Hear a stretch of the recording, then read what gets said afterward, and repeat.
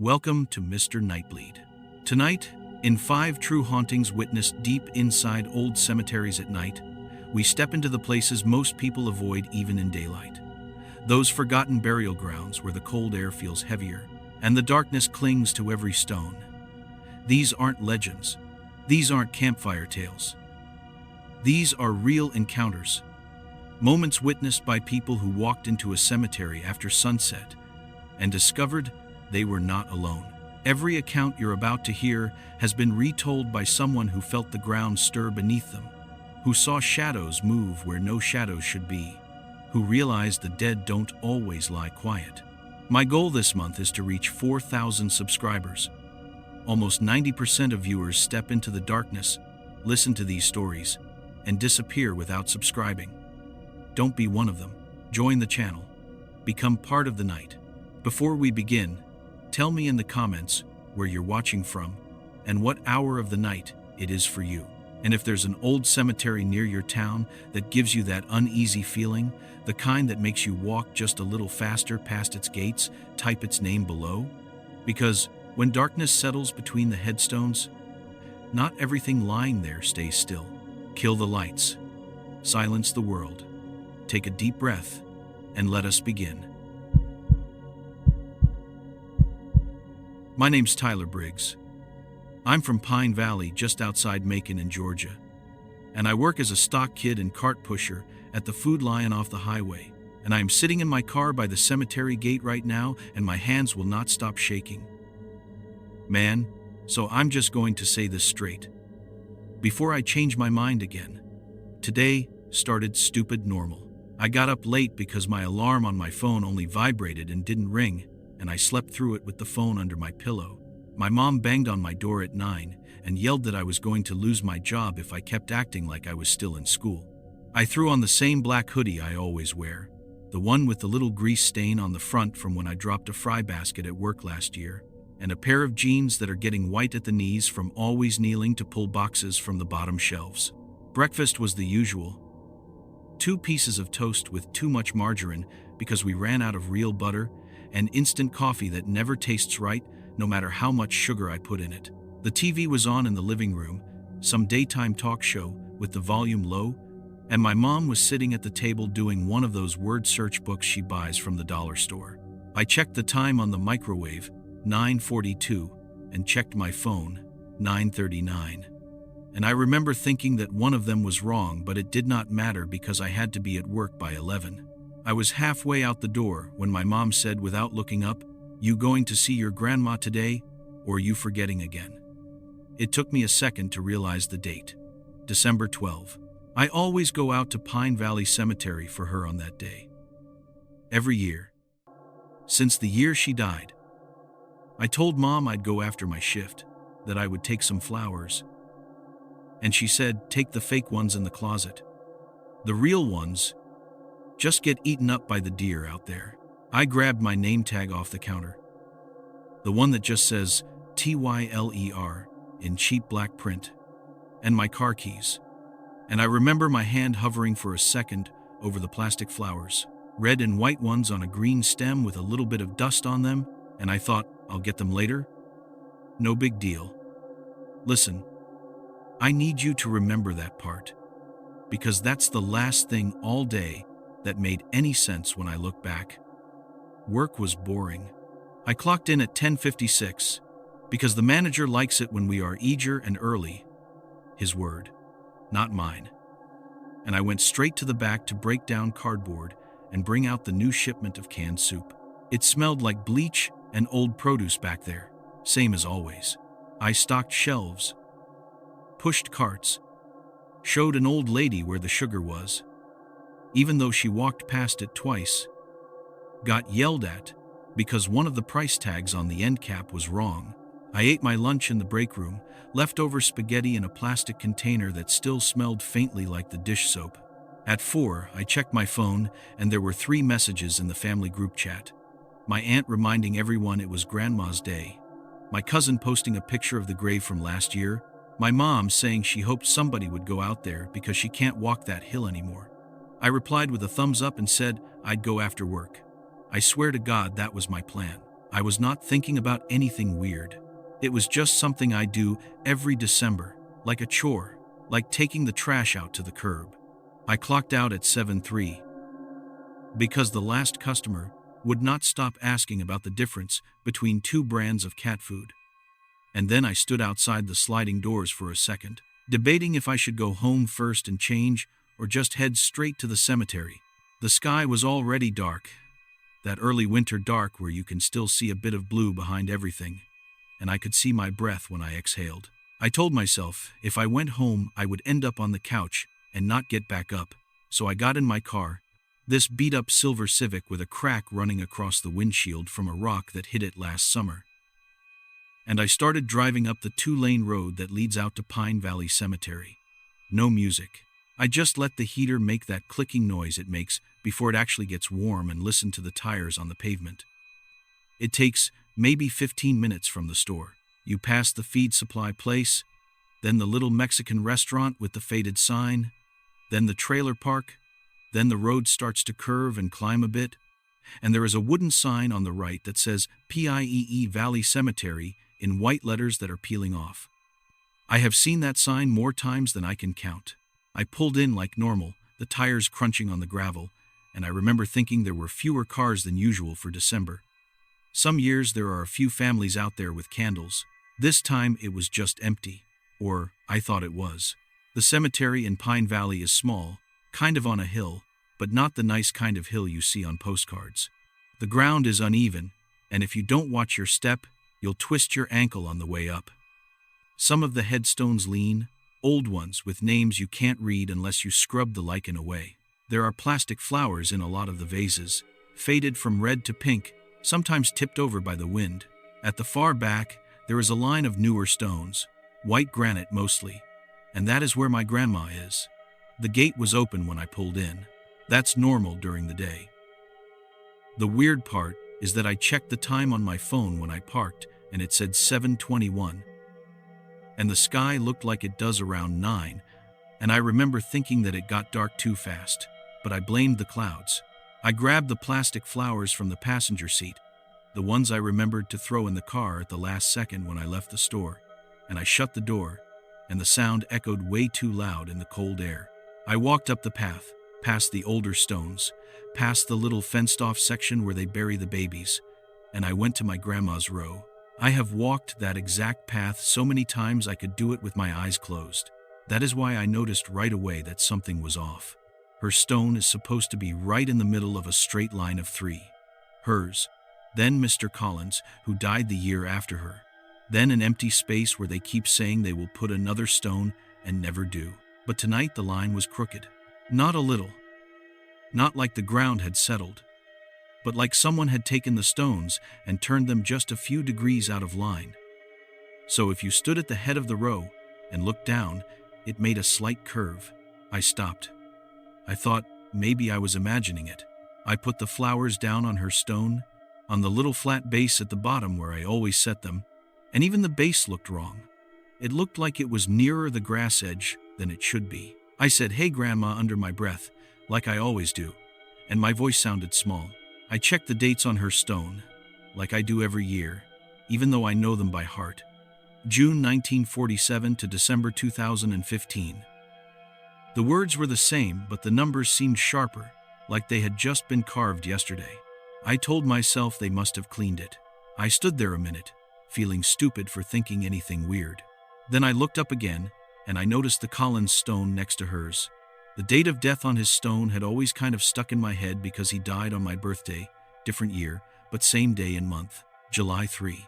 I remember that because my mom used to talk about how she heard the news on the same day we were cutting cake. So when I looked at his stone and saw July 5 for the first time, that is when that cold feeling hit my chest, like somebody poured ice water right down the middle of me.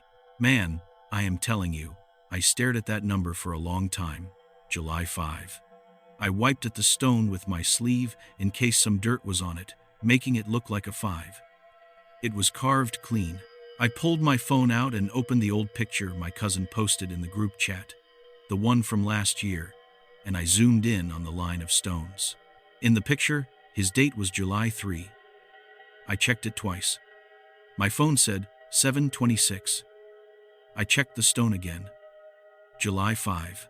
I told myself I was mixing it up, maybe remembering wrong, even though I had the proof in my hand. I told myself sometimes the mind fills things in. I tried to laugh it off, and it came out as this weak little sound that did not sound like me. I put the flowers back in place because my hands had started to move them around without me realizing, like I was trying to straighten something that would not straighten. I checked the line of stones again, and I swear the curve was more obvious than it had been when I walked up. I backed up a few steps to see the row from farther away. The ground under my left foot felt soft, softer than it should be for December when it hasn't rained for a week. I looked down and saw the dirt just slightly sagging around my shoe, like it wanted to take the shape of it. I jerked my foot back and almost fell. That was the first time I thought about leaving. I should have. I started walking back toward the car, past the baby section, past the older stones, and halfway down I stopped and turned around to look at Grandma's row one more time because something in my chest said you better check again. When I turned and looked up the hill, the row was straight, dead straight, all the stones in a perfect line. And from where I was, from that angle, Grandma's stone looked like it was leaning just a tiny bit toward the path. My phone buzzed. I checked it, and it was a message from my aunt saying, "Did you make it out there yet? It gets dark early. Don't go after night." The time said 7:29. I was standing there in the dark, staring up at the straight row, feeling like an idiot. I typed back, "Yeah, I'm here now. It's fine." And I shoved the phone in my pocket. I don't know why I did what I did next. Man, I swear to God, if I had just gotten in the car and driven home, I would probably be sleeping right now instead of sitting here in the parking lot shaking.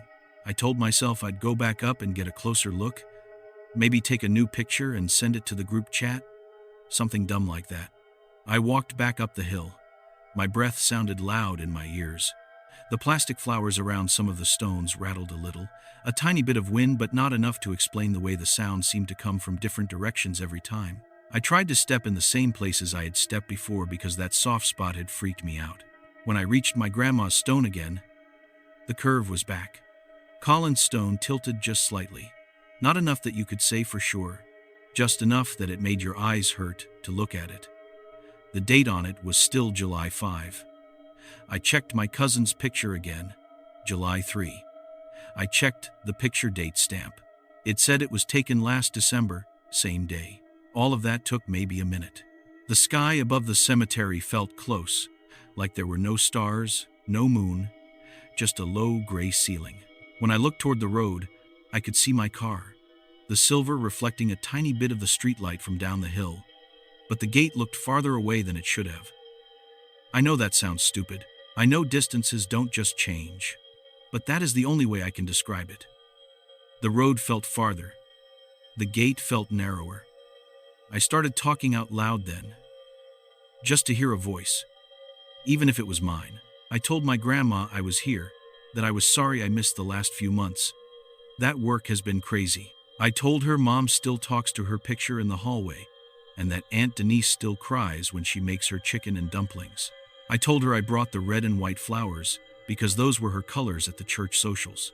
My voice sounded like it was being soaked up by the ground. I finished talking, and I looked away for maybe a second, just to wipe my nose, and when I looked back, the stone on the other side of her, the empty space that never had a stone, was occupied. I am telling you, it was empty when I walked up the first time.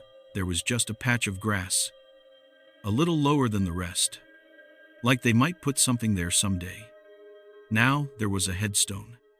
Plain, gray, no flowers. My heart did this weird little double beat in my chest. I read the name. I am not going to say the full name out loud here, because I don't want it in my mouth again, but the last name was Briggs. My last name. Below it was a first name I did not know. Under that, 2 dates. And I swear on everything they were blank the first second I looked. Just 2 lines. Then when I blinked, the dates were there. And the year on the second one was next year. Not this year. Next year. I stepped back so fast my heels slipped on the uneven dirt, and I had to throw my hand out to catch myself on my grandma's stone. The granite was warm. Not room temperature, Not cold like a stone sitting outside in December is supposed to feel. Warm, like it had a body behind it. I jerked my hand away. I said, "No, no," out loud. I said, "Dude, what is this?" To no one. I told myself someone must have been buried there recently with the same last name, because Briggs is not that uncommon. I told myself the blank dates were just my eyes playing tricks on me.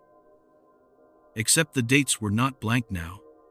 They were as sharp as the numbers on my grandma's stone. My phone vibrated again. I ignored it. The air around me felt thicker, not colder, just heavier.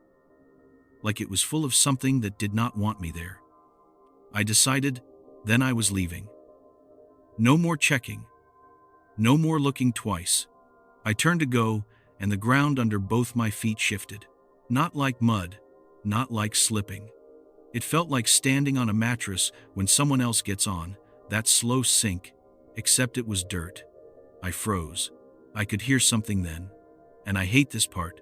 Man, I hate remembering it. But it was there.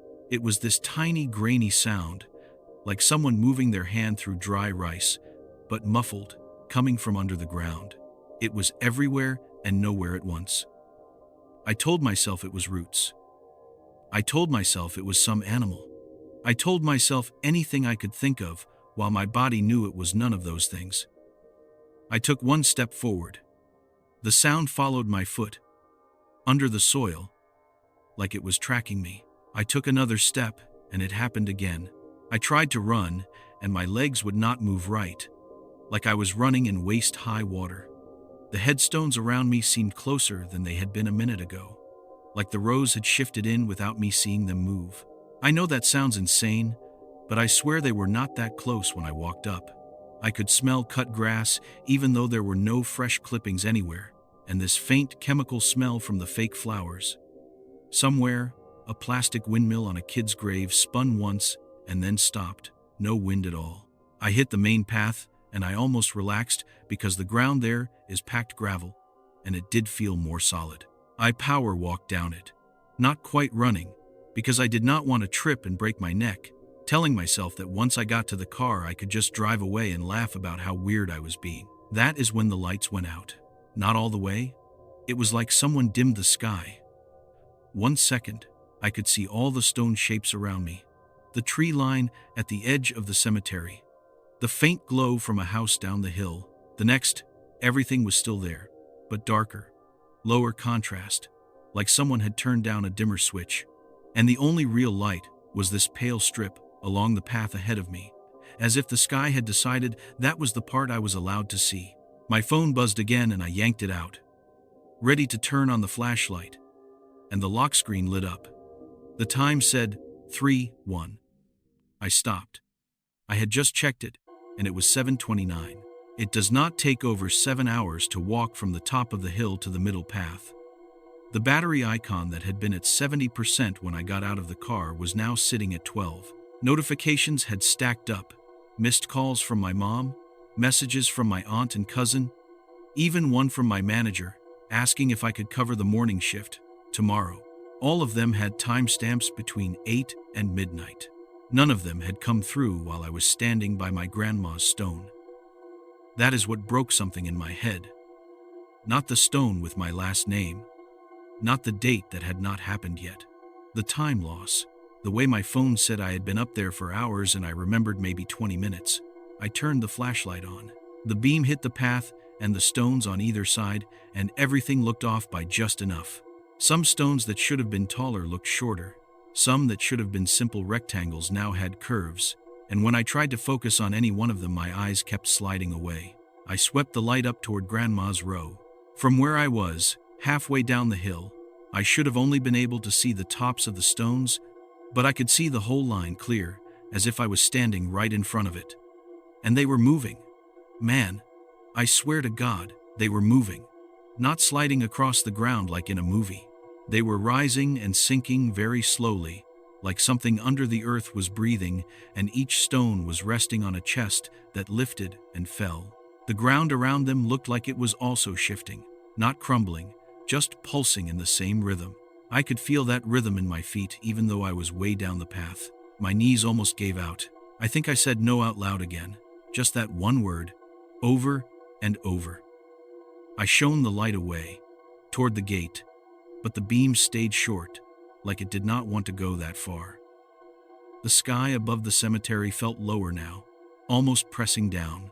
The little strip of road outside the gate, where you can usually see cars passing, was empty and darker than it should be with the streetlight. I took a step forward anyway, because what else was I supposed to do? The ground shook once, very lightly, like a truck had gone by, but no sound came with it. The gravel under my shoes made a crunch that did not echo right. I heard a voice then. It was my grandma's voice, or at least that is what my brain called it first, because it used my name the way she used to, dragging out the first syllable. Ty. But it was coming from behind me, up the hill, from her row. I did not turn around at first. I froze. The voice called again, same tone she would use when I was little and had wandered too far in the store. Ty. Over here. Come on now. You're going to make me stand here all day. I knew, deep down, that she had never once in her life called me from a grave. She died in a hospital, and I was not even there. I was in the school cafeteria when Mom called. That voice did not belong here. I kept my eyes on the gate and I walked faster. The voice did not get louder or quieter. It stayed the same distance inside my ear, like it was leaning over my shoulder. Then another sound joined it, that same dry, grainy noise from under the soil. Except now, it had a pattern to it, like shifting, like repositioning. Footsteps that were not footsteps. Gravel crunching where no one was walking. I could feel eyes on my back.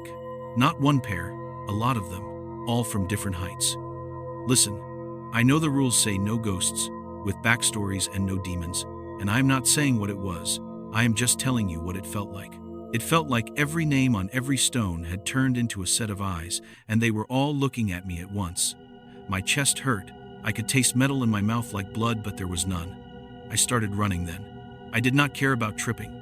I ran down the path toward the gate and what I thought was my car. The flashlight beam bounced, hitting stones. Little sparks of reflected light off the plastic flower wrappers. Each time it flashed over a stone. For a split second, I thought I saw a different name on it. Not the name that belonged there. My own. My mom's. The lady from the store. People I barely knew. Then when the light left and came back, it was normal again. The gravel under my shoes did not sound like gravel anymore. It sounded like someone cracking their knuckles one by one in time with my footsteps. I made it to the bottom of the hill, and that is when I realized the gate was closed. When I pulled in, it had been open. I remember that clearly, the way my headlights showed the open space. Now both sides of the iron gate were shut, and the chain was wrapped around them, the lock hanging in the middle. There are no lights directly on the gate, just the glow from the street light farther down. So I had to shine my phone flashlight right at it. The metal looked wrong. It looked newer than it should, like it had just been painted. No rust at all. I grabbed the chain and yanked. It did not move. I rattled it so hard the links dug into my hands and the lock stayed solid. My car was on the other side, quiet, the little parking lot empty except for that one silver shape. I could see my reflection faintly in the driver's side window even though it was dark, and for a second, my reflection did not copy me. I raised my hand to wipe my face, and in the glass my hand stayed down. I dropped my arm, and then the reflection caught up, smearing all my features together and then snapping back into place. I fell back from the gate onto the gravel. My phone slipped from my hand, and the flashlight went out when it hit the ground. The world went dim, not fully black, but flat, like there were no lights anywhere, not even from the sky. Fingers numb. When I found it, and the screen came back on, the time said 3:07. My battery was at 5%. I was still inside the cemetery fence. I am telling you, I did not sit down for hours. I did not close my eyes and nap by mistake. I ran maybe 60 feet and tried a gate. That is it. But the night had eaten whole chunks of time. I stood up, and something had changed in the air. It felt crowded, not with people, Exactly, but with attention. Like the silence itself was staring at me. Then the ground beneath me shifted again. But this time, it was not the soft mattress feeling. It was a pull. Like the whole cemetery had taken a breath in, and I was not invited to leave. I heard something behind me. It was not footsteps. It was the sound of earth slumping off something, that soft slide when you dump a shovel of dirt. It came in sets, 3 in a row, pause, 3 more, closer. I told myself, do not turn around, man, just do not. There is nothing behind you until you make it real. But my body ignored that, and my shoulders twisted, and I looked up the hill toward Grandma's row again. The path seemed longer now, the hill steeper. But I could still see the row, clear as if I was standing right there. And I watched one of the stones, I could not tell which one, at first, rise higher than the others. Not float, it was attached to the ground, but the ground under it bulged up, pushing it, then sank, and another did the same, and another, like a breathing pattern that had lost its rhythm. The dirt in front of my grandma's stone cracked a little line. Just a hairline, and something pale pushed against it from below, like fingers under fabric. I do not know if it was really a hand. My brain calls it a hand, because that is the closest thing it knows, but it was not shaped exactly right. Too long in one place, too short in another. It pressed, and the dirt crumbled, and I heard that grainy sound louder. I did not wait to see more.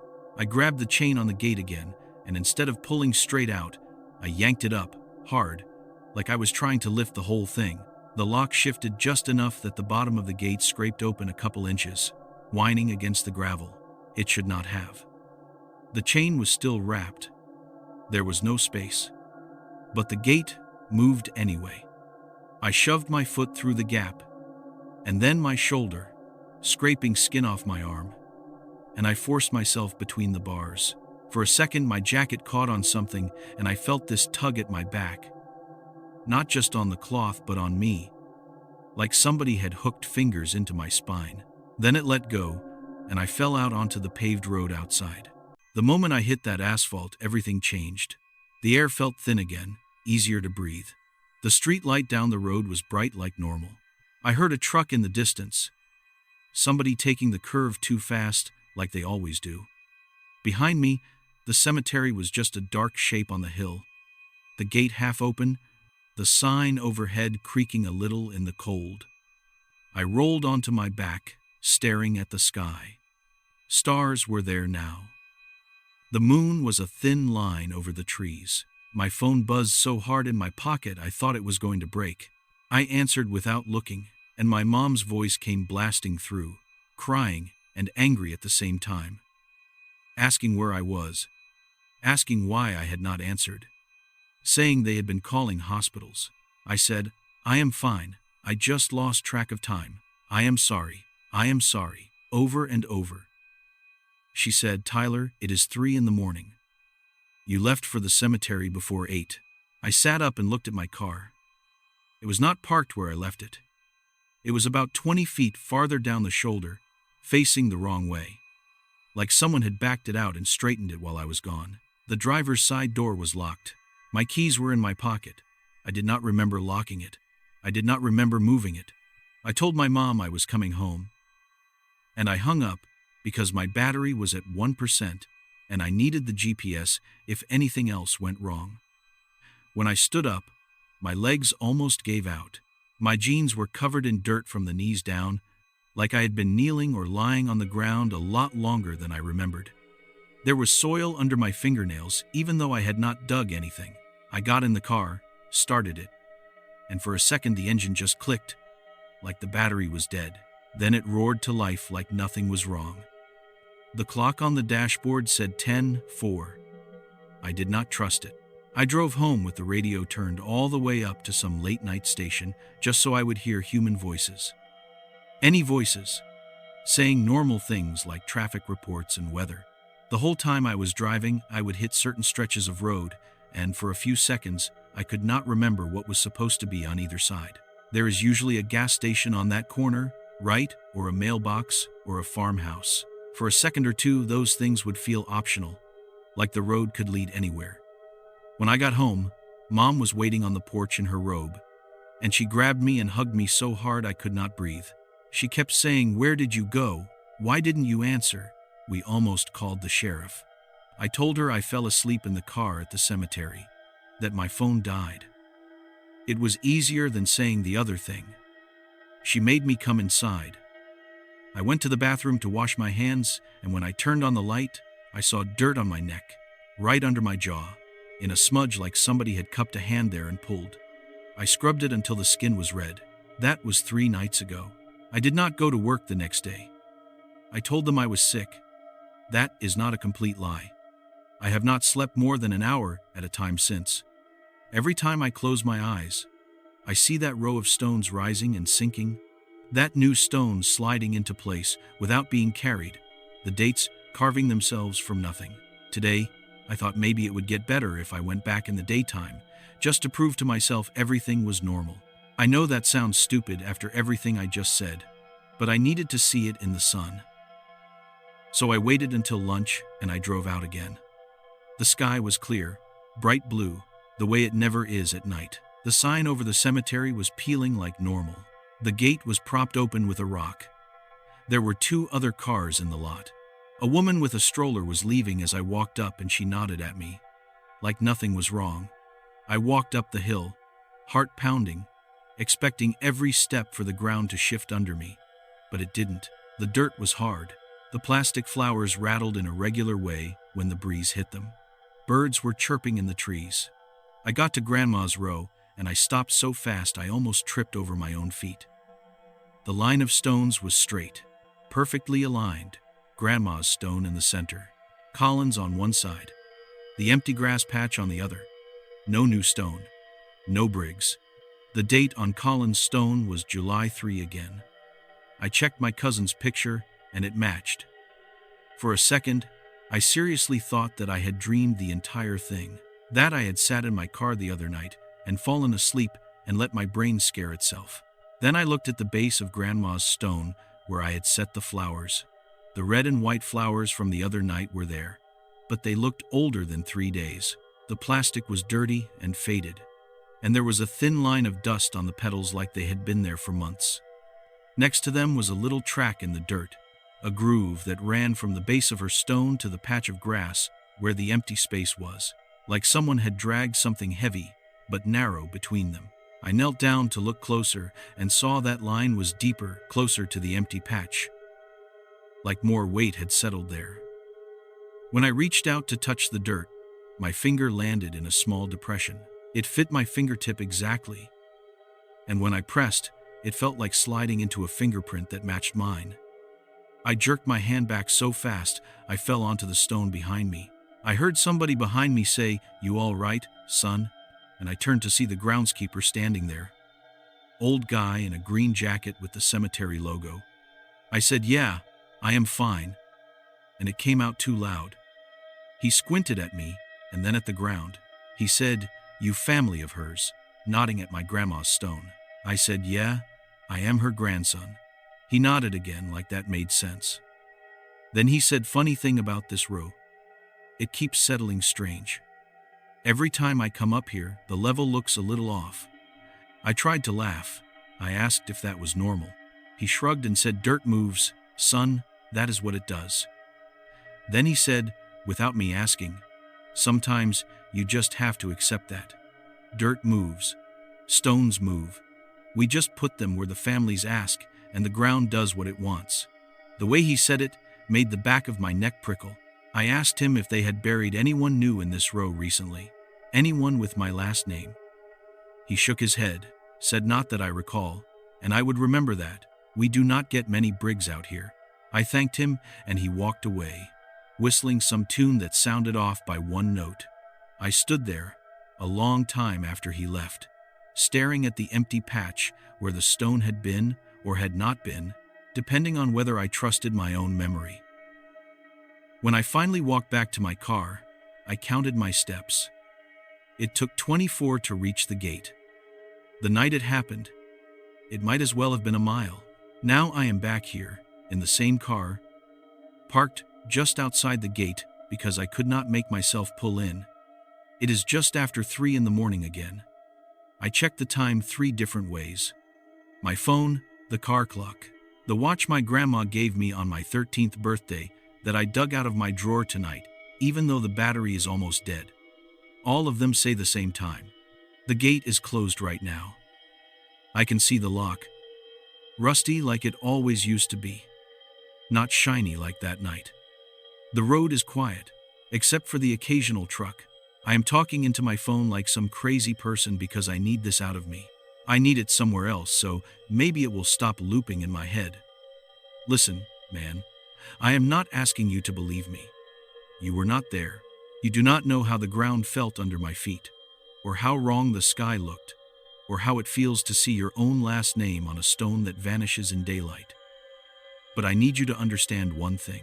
I am not going back in there again. I told my mom I would not go to any more funerals. I told my aunt if she wants someone to put flowers on Grandma's grave, she can ask my cousin, because I am done. I drive a different way to work now, even though it takes 10 extra minutes, so I do not have to pass the sign.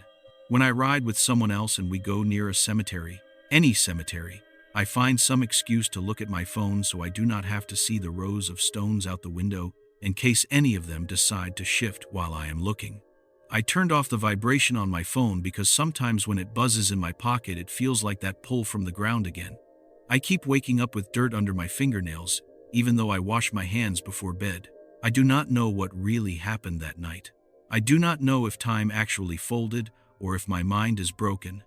I do not know if there is still a stone up there with my name on it, waiting to slide back into place when the dates line up. What I do know is this.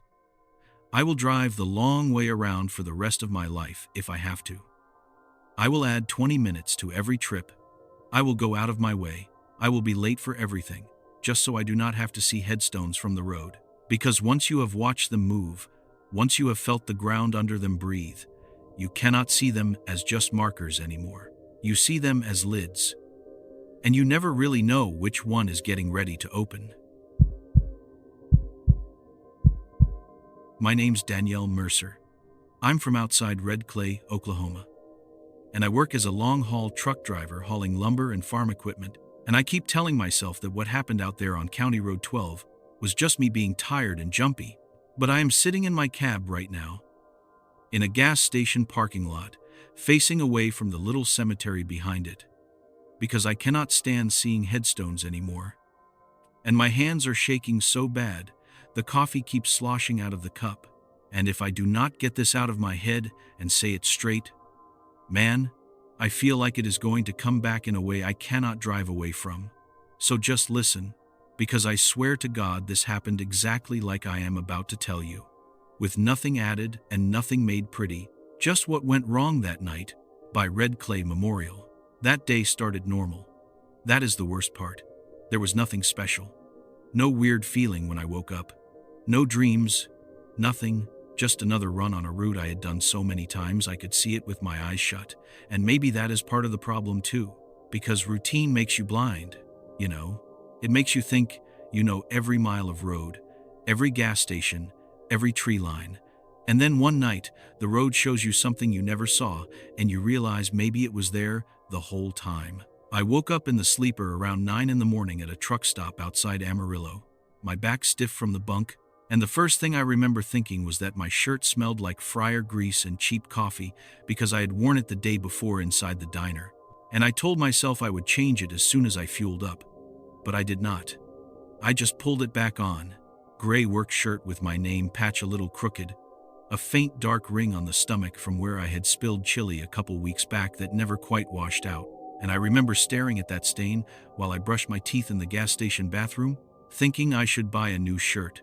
But money has been tight and the stain was not hurting anyone. It was just there, like most things you get used to. I had 2 eggs and toast and bacon at the counter, same as always. Coffee black with too much sugar, and the waitress called me hun and asked where I was headed, and I told her Red Clay, hauling a flatbed of fence posts and some steel parts for a farm supply place that sits right off the highway. And she said something about her cousin living near there, and then she went to refill another guy's cup, and the day just kept moving forward like nothing was waiting on the other end. Dispatch pinged me at 10:13. I remember the time because I flicked my phone on to check the weather too, and it showed clear skies all day. Cold but clear. High barely hitting 40. No rain, no storms, just that flat winter light you get out there, where everything looks washed out and the shadows are thin, even at noon. I rolled out around 10:30, fueled up, checked the straps on the load, did my walk around, tapped each tire like I always do, listening for the dull sound that means trouble, and every tire answered me the same way they always do, solid and boring. I got on the interstate, then onto smaller roads, watched the miles tick by, listened to a talk radio show about college ball for a while, then switched to some old country songs, because the host would not stop yelling, and everything just blurred into that long, straight, gray ribbon of pavement, with dead grass and fence lines and bare trees slicing the horizon. Around 2 or so, I stopped at a rest area, used the bathroom, bought a soda, checked my logbook, and I remember sitting in the cab for a minute, thinking about my ex, and how I still have her photo tucked in the sun visor, even though I keep telling myself I am going to throw it away, and that nothing about that day felt like a turning point. It was just more of the same. I got to Red Clay around 4, dropped off the load, signed the paperwork, made small talk with the guy at the dock who complained about his knees and said they were trying to get him to retire, and then I climbed back in the truck and sat there with the engine rumbling, looking at the clock on the dash and doing the math on my hours, and that is when I made the decision that kept me out there by the cemetery at 3 in the morning instead of finding a motel like a normal person. I had some time left on my clock, not enough to make it home, but enough to get a head start, and I hate wasting legal driving hours just sitting still, so I told myself I would push on a bit. Get closer to the next day's pickup, and find a quiet spot to park and sleep. And I remembered there was this wide shoulder near an old rural cemetery just off County Road 12, where a lot of drivers park for a few hours if the truck stops are full, and I had parked there once before in the daytime, just for a bathroom break, and it had seemed fine, just some old stones on a low hill with a chain-link fence and a crooked wooden sign that said Red Clay Memorial Cemetery in faded white letters. Nothing dramatic, nothing that made the hair on my arms stand up. I told myself I would stop at the last gas station before turning onto that road, top off the tank, grab something to eat, maybe a packaged sandwich, and then just crash in the bunk for 6 or 7 hours and roll out at dawn. Easy. I reached that gas station around 8:30 in the evening, the sky already dark, air sharp when I stepped down from the cab, and the clerk had one of those small space heaters by his feet and a little radio playing soft music behind the counter, and we barely said a word to each other. I bought a turkey sandwich in plastic, a bag of chips, and another coffee, then stood outside for a minute, watching my breath fog and the way the headlights from passing cars hit the trees behind the station. Nothing felt wrong. I checked my phone again. It said 8:42. I opened the Maps app and saw the cemetery pull-off was about 30 minutes down the road, just a right turn, then a stretch of 2-lane where nobody drove much after dark except locals and trucks like mine. I remember thinking it would be quiet, that I would sleep better there than in some busy truck stop lot, and I sure as anything did not think about who else might be sharing that stretch of dirt and gravel. I started driving again, the coffee warming my hands, the cab finally getting to that steady temperature where you do not think about the cold anymore. Just the passing world outside the windshield. County Road 12 is one of those roads where your lights feel too small, no matter how bright they are, like they only punch a little hole in the dark, and the rest just presses in on you. On both sides there are fields, barbed wire fences, occasional lines of trees, and every now and then you see a mailbox with some family name painted on it, leaning a little, like it has been there since before you were born. I turned the radio down low and drove with that kind of half focus you get late in the day. Not asleep, but not fully wired either, just humming along. The first time I saw the cemetery that night, it was just a darker shape on the right, a rise in the ground with pale spots where the headstones caught my beams, and the sign flashed into view and then was gone, but I knew the pull-off was just past it. A little gravel apron that sloped up from the road, enough room to ease the truck over without blocking anything. I slowed, put on the blinker even though there was no one behind me, and turned the wheel, feeling the tires crunch over the gravel as I brought the rig to a stop parallel to the fence, facing down the road. When I killed the headlights, it was like the whole world shrank. Just the soft glow from the dash and the faint orange from a streetlight way back by the highway, barely reaching us out there. The engine idled, humming under my feet, and I sat there for a second, just listening to it, and telling myself I would log my off-duty time at exactly 9 to keep the numbers neat. I checked my phone. It was 8:56. I scrolled through some messages, nothing new, then flicked open a video someone had sent earlier, but stopped it after a few seconds, because my eyes hurt. That dry, gritty feeling from staring at the road all day, and I set the phone face down on the passenger seat. I remember thinking I should walk around the truck one more time before bed, check the straps, stretch my legs, maybe use the tree line as a restroom since there were no facilities out there. It was not like I had never done that before, so I pulled the air brake, turned off the engine, and when the silence fell, it felt heavy, thicker than it should. With no highway noise, no cars passing, just that blanket quiet that makes you aware of your own breathing. I opened the driver door and climbed down. The cold hit me hard then, the kind that gets into your fingers fast, and I zipped my jacket up and shoved my hands in the pockets. I could smell damp earth and that faint sweet plastic scent from fake flowers, which I thought was just my imagination at first. But when I stepped forward a bit and looked to my right through the chain-link fence, I saw the rows of headstones on the hill, some with bouquets in front of them, some real. Some those faded fake ones that rattle on windy days. Only, it was not windy. The trees lining the far edge of the cemetery were still, branches barely moving. My breath rose in little clouds as I walked along the side of the truck, boots crunching on gravel. The metal of the trailer ticked softly as it cooled, and I remember feeling tired but not scared. Just that mild unease you get when you are alone somewhere, with a lot of dark and a lot of places for animals to hide. I went around the back, checked the load, tugged on a strap out of habit, then started walking toward the end of the gravel, where it met the ditch and the start of the fence, thinking I would just step off the road a bit. That is when I saw the movement up the slope, between the stones. At first I thought it was my eyes playing tricks because of the contrast between the dark ground and the lighter stones. But then it resolved into the shape of a person, a man standing near a big tree about halfway up the rise, his outline catching just enough of the thin moonlight to look real. He had what looked like denim overalls on, the kind my grandfather used to wear working on tractors, and a cap pulled down low. His back was to me, shoulders bent, and his arms moved in this slow, steady rhythm, up and down, like he was digging. I could see the arc of something in his hands, a long handle, and then the faint lighter patch at the end where the metal of the shovel should be. Rising and falling, I thought.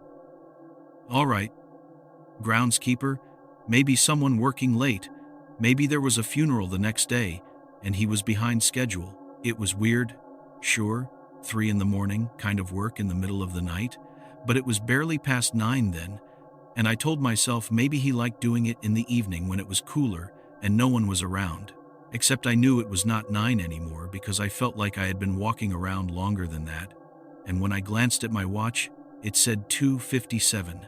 I froze right there by the side of the truck with my hand on the cold metal of the trailer, staring at that time like it was wrong, like the numbers on the screen had glitched. I took my phone out, thinking maybe my watch was off. The phone said 2:57 too, with a little battery icon, almost dead, even though I was sure it had been over half charged when I parked. I tried to remember what I had been doing between stepping out of the cab and seeing the man on the hill, and there was just this blank, like I had skipped a few scenes in a movie and was trying to piece it together from context. I stood there, snow of my breath puffing out in front of me, heart starting to beat faster. And I looked back up at the hill and the man in the overalls. He was still digging, same motion, same slow lift and drop of the handle, like a metronome. The sound reached me then, a faint metal scrape and a thud, over and over, but it did not quite match the movement. It was like the shovel was hitting something that was not there, or hitting dirt that was not on the surface. I told myself maybe I had dozed off in the cab and lost hours, that I was more tired than I thought, and now I was half awake and my head was not right. But my muscles remembered climbing down from the seat, walking around, feeling the cold on my face, so it did not make sense. None of it did. My first instinct should have been to get back in the truck and lock the door and pretend I had not seen anything. But I am stupid about some things, and one of those is leaving unknowns alone. I get hung up on them. They sit in my head and scratch at the inside of my skull until I do something. I told myself maybe the guy needed help. Maybe he had a schedule to keep. Or maybe he was some older groundskeeper who should not be out here alone at this hour, lifting dirt. So I cupped my hands around my mouth and called up the hill, "Hey man, you good up there? You need a hand?" And my voice sounded too loud, like it was bouncing off the stones and coming back thinner. The guy did not react. The shovel kept rising and falling in that same slow arc. I walked closer to the fence, boots sliding a little on the gravel as it gave way to the packed dirt of the ditch. I could see more details now. The tree he stood under was big and old, branches twisting out above him, and from one of the main limbs hung a rope, just a single rope tied in a loop at the end, swaying slightly like there was a breeze, but the grass at the base of the tree was still. The noose shape made my throat tighten. I hate that kind of thing. I thought maybe it was some leftover from a Halloween display, or some idiot local kids trying to scare each other. The man in the overalls stood right under that rope, his feet near a rectangle of darker ground where the grave he was digging seemed to be. Only when I squinted, I could not actually see a pile of dirt forming anywhere. The shovel went down, the shovel came up, but the ground around him did not change. No mound, no trench. Just that rectangular shadow like someone had drawn the outline of a grave with a darker pencil. I called out again, a little louder. "Hey man, everything all right? You out here by yourself?" And still nothing. No turn of the head. No sign he even heard me. The sound of the shovel was there though, a little louder now. Metal on something. A dull bite and drag. It made the hair on my arms lift. I did something I still do not understand. I unlatched the gate. It was one of those simple chain link gates with a loop of chain and a hook. Not locked, just hanging there. The metal was cold on my fingers, and when it clinked, the sound seemed too sharp, echoing up the hill. For a second I thought maybe that would get his attention, that he would stop and look, but he kept moving the same way. Up, down, scrape, thud, like he was following a pattern written somewhere I could not see. I stepped inside. I should not have, and I know that now, but I did. The ground was firmer under my boots, with patches of old grass and bare spots where the dirt showed through, and the headstones rose around me in uneven lines, some leaning, some cracked, names half worn away, dates from the 50s, the 40s, one I passed from 1918 that made me think about flu and war and all the ways people end up under stone. I walked up the little path between the rows, my breath sounding too loud in my ears, and every few steps I told myself I would stop and turn around, that this was none of my business, but I did not stop. I kept going toward that tree and the man in the overalls because something about the way he moved kept bothering me. When you watch someone work, there are little shifts, little pauses, but he had none. It was like watching the arm of a machine, perfectly even. As I got closer, maybe 20 feet away, I could start to see more, but it did not help. His clothes were dirty in a general way, like he had been working all day. Dark stains on the knees and lower legs. His boots caked with something that might have been mud. The brim of his cap shadowed his face. The shovel blade looked clean, no soil sticking to it. No clumps, just dark metal catching a bit of moonlight each time it rose. The sound, though, kept saying it was hitting something. A rhythmic impact with a little grind after, like it bit into rock or packed earth. I stopped there and called again, "Sir? You all right? You want a hand or anything?" It is late to be out here. And my voice did this little shake at the end I did not mean for it to. Still, nothing. The shovel came up. The shovel went down. The rope above him swayed a little more, like it was moving in a different wind than the rest of the world.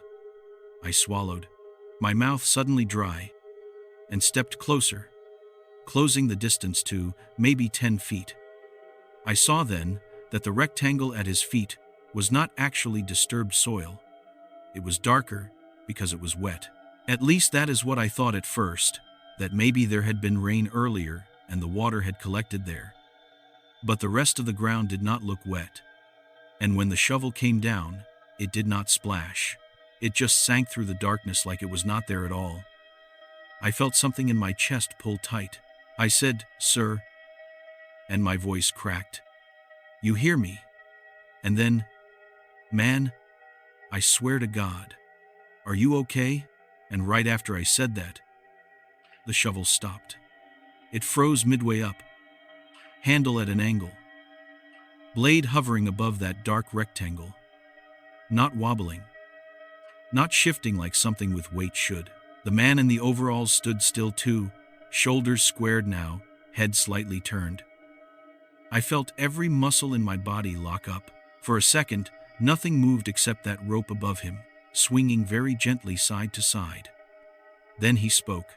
He did not turn all the way around, not yet, but his head angled just enough that I could see the lower half of his face in the shadow of the cap, and he said, in this dry, dusty voice that sounded like it had not been used in years, "You took your time." And the way he said it made my stomach drop, because it was not a question, and it was not addressed to a stranger asking if he needed help. It was like he had been standing there, waiting for one specific person, and I had finally shown up late to my own appointment. I tried to laugh it off, this thin, nervous sound that did not sound like me, and I said, "Sorry, man, I just pulled over.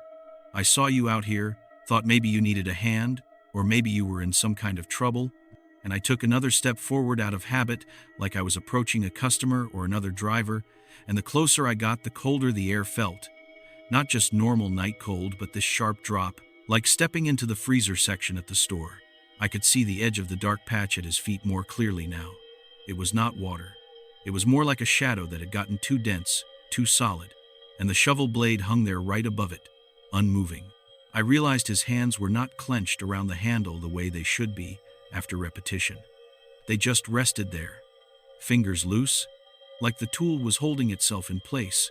I said, "You work here, grounds crew," and he gave this little sound that might have been a laugh but had no humor in it, just air pushing past something. He said, "I stay here," and the words did something bad to my thoughts, like they did not fit right. Before I could frame another question, before I could back away, he finished turning toward me. I wish I could tell you he had no face or something dramatic like that, but it was worse, because he had just enough of one left to make it clear that at some point it might have looked like mine or any other man's. His skin was the color of the dirt around us, that reddish-brown clay they named the town for, and it looked dry, like it would crumble if you touched it. Where his eyes should have been, there were just these deep hollows. Not empty, though. That is the thing, because something moved in there, slow and steady like dry soil, shifting down the sides of a hole. As I watched, a little trickle of that dirt slid out from one socket and fell down his cheek in a straight line, leaving no mark. His mouth was a crack that opened just enough to show the shape of teeth underneath, but they were dark too.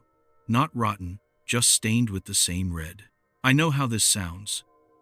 Like something from a movie, but there was nothing grand about it. No big jump, just this quiet wrongness that hit me harder than any scream could. I could not move. My legs would not listen. He looked at me with those hollow places like he saw me just fine and tilted his head a fraction to one side. "You are late," he said, and hearing it fully, that rasp like shovels on hard ground made me want to throw up. I tried to say I was just passing through, that I was a driver, that I had stopped to rest, but the words came out jumbled. Something like, "I just pulled over. I am on my way." "I do not belong here," and the last part sounded like I was begging. He raised one hand from the shovel handle, then, slow and smooth, and for a second, I thought he was going to point at me. But instead, he gestured slightly toward the dark rectangle at his feet, like a host showing a guest to their table. "It is ready," he said. His voice had no anger in it. That almost made it worse. It was just a statement.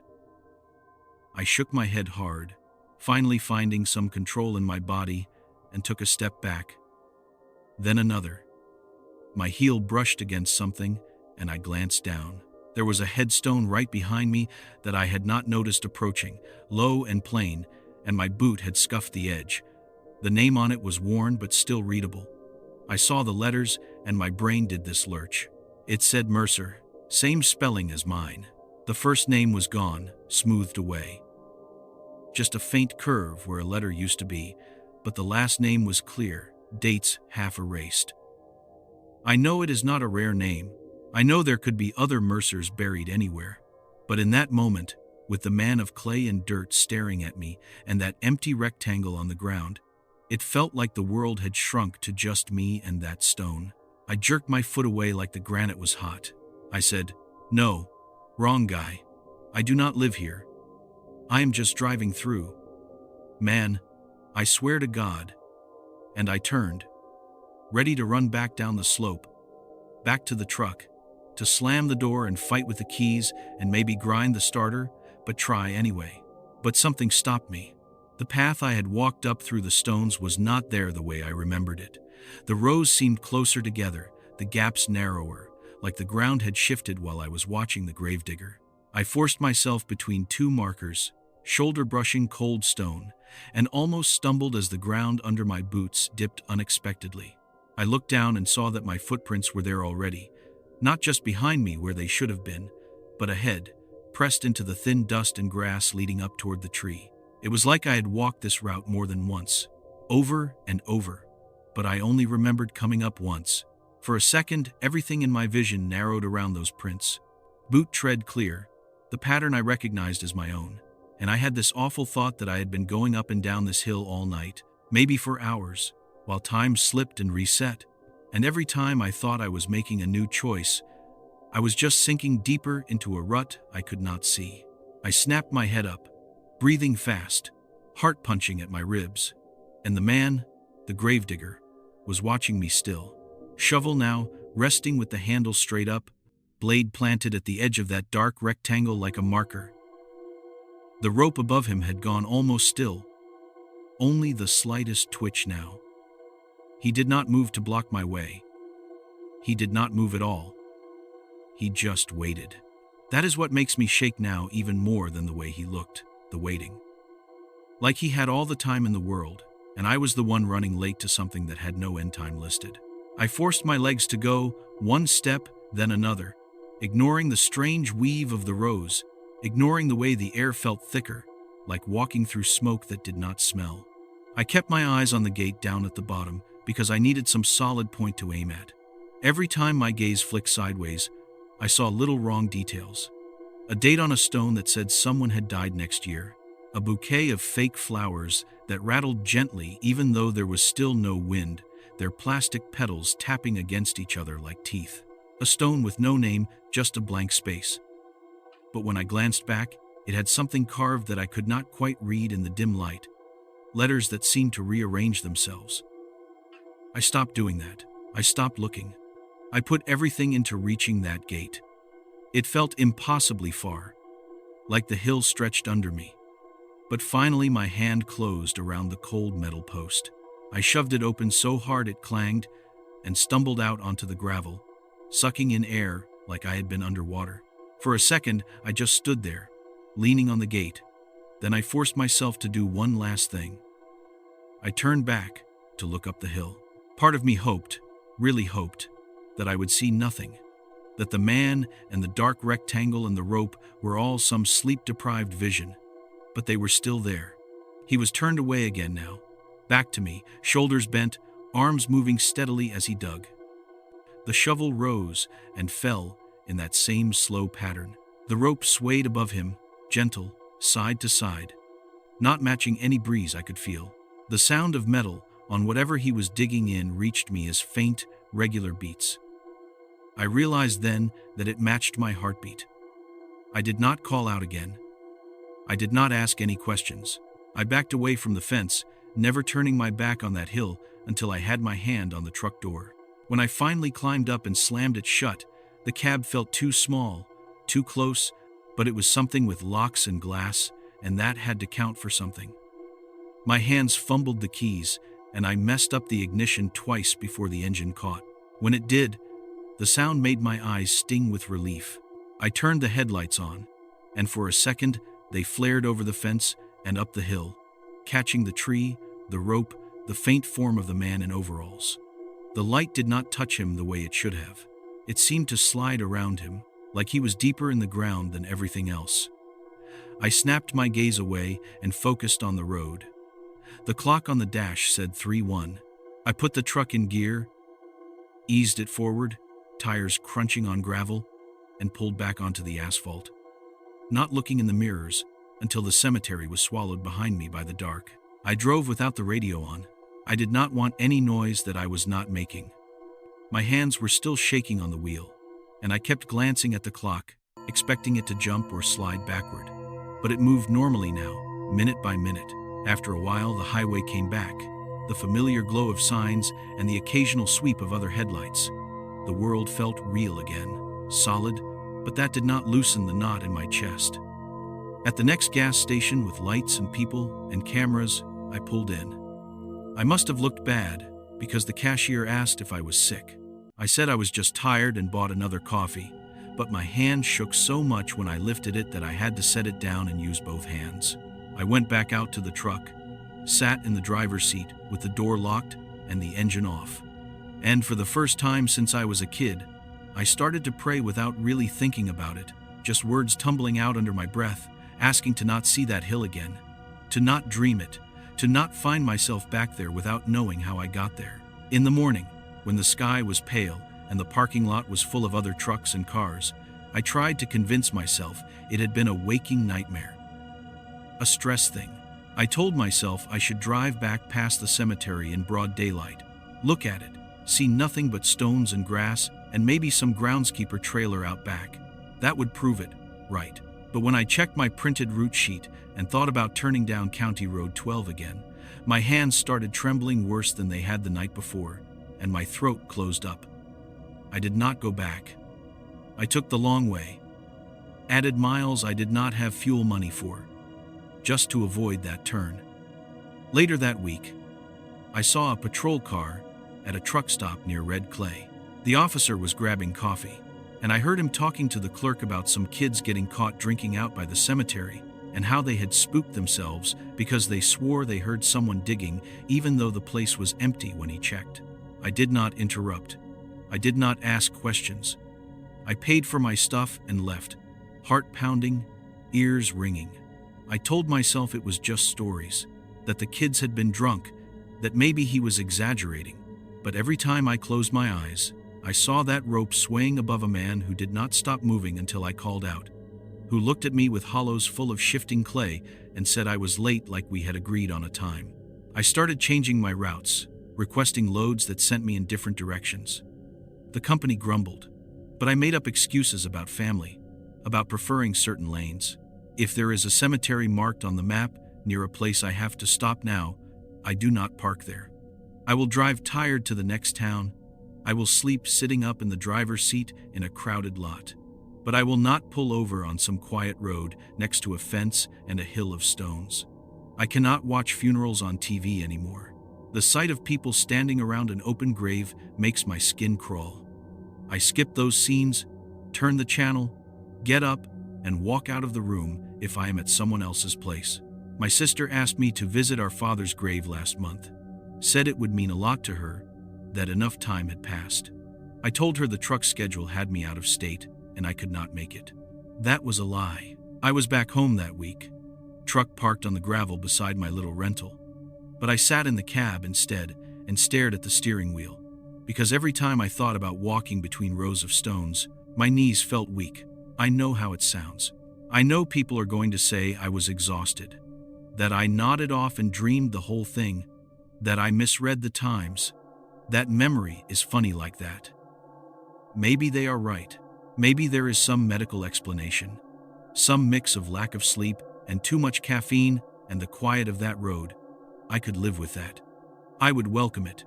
But there are a couple of things I cannot shake. One is the tire tracks. A few days after, when I could stand to think about it, I pulled up my dash cam footage. The part that records the road in front. I wanted to see what the cemetery looked like when I pulled away. If anything showed up in the headlights, that my mind twisted into something worse. Most of the video was just dark and the reflection of the beam on the fence.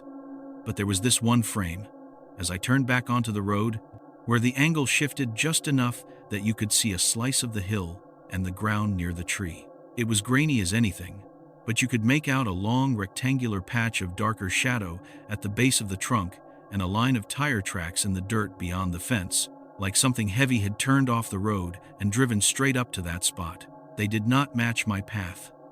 My truck had stayed outside the fence, parallel to it. These tracks were inside, starting from nowhere, stopping near that dark rectangle.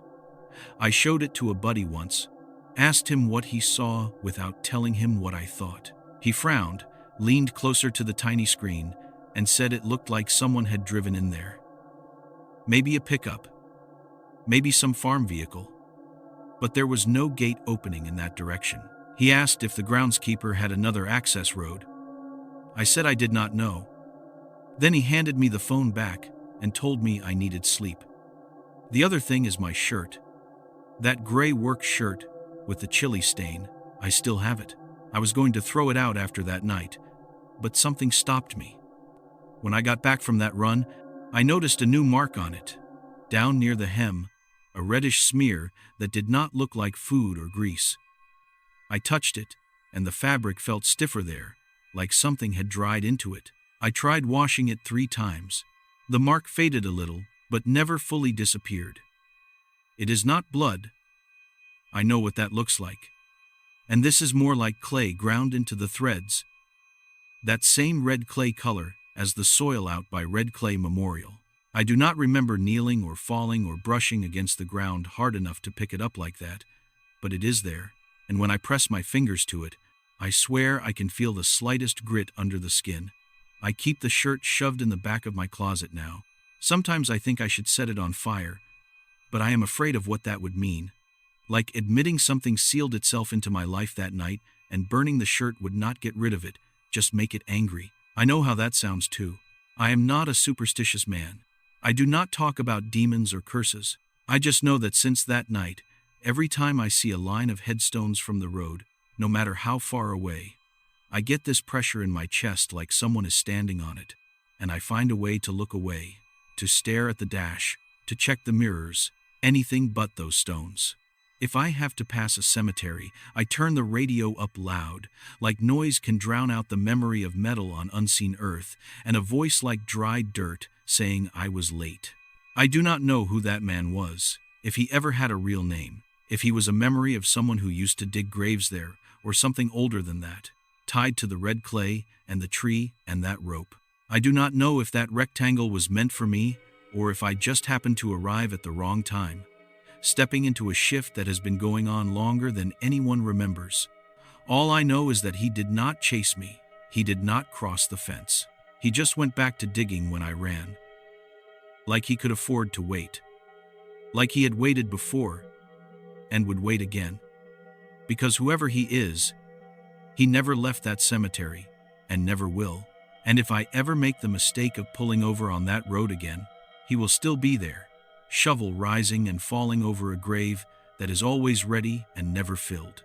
That is why I am talking into this phone in a gas station lot with my truck pointed away from the little patch of headstones behind the convenience store. That is why I pretend I lost the address of my father's grave when my sister texts. That is why I will take the long way every time from now on, no matter how many hours it adds. I am not late for anything there anymore. I am not showing up at all. My name's Daniel Mercer. I'm from a little place outside Giddings, Texas, and I work as a night groundskeeper at Marigold Rest Cemetery.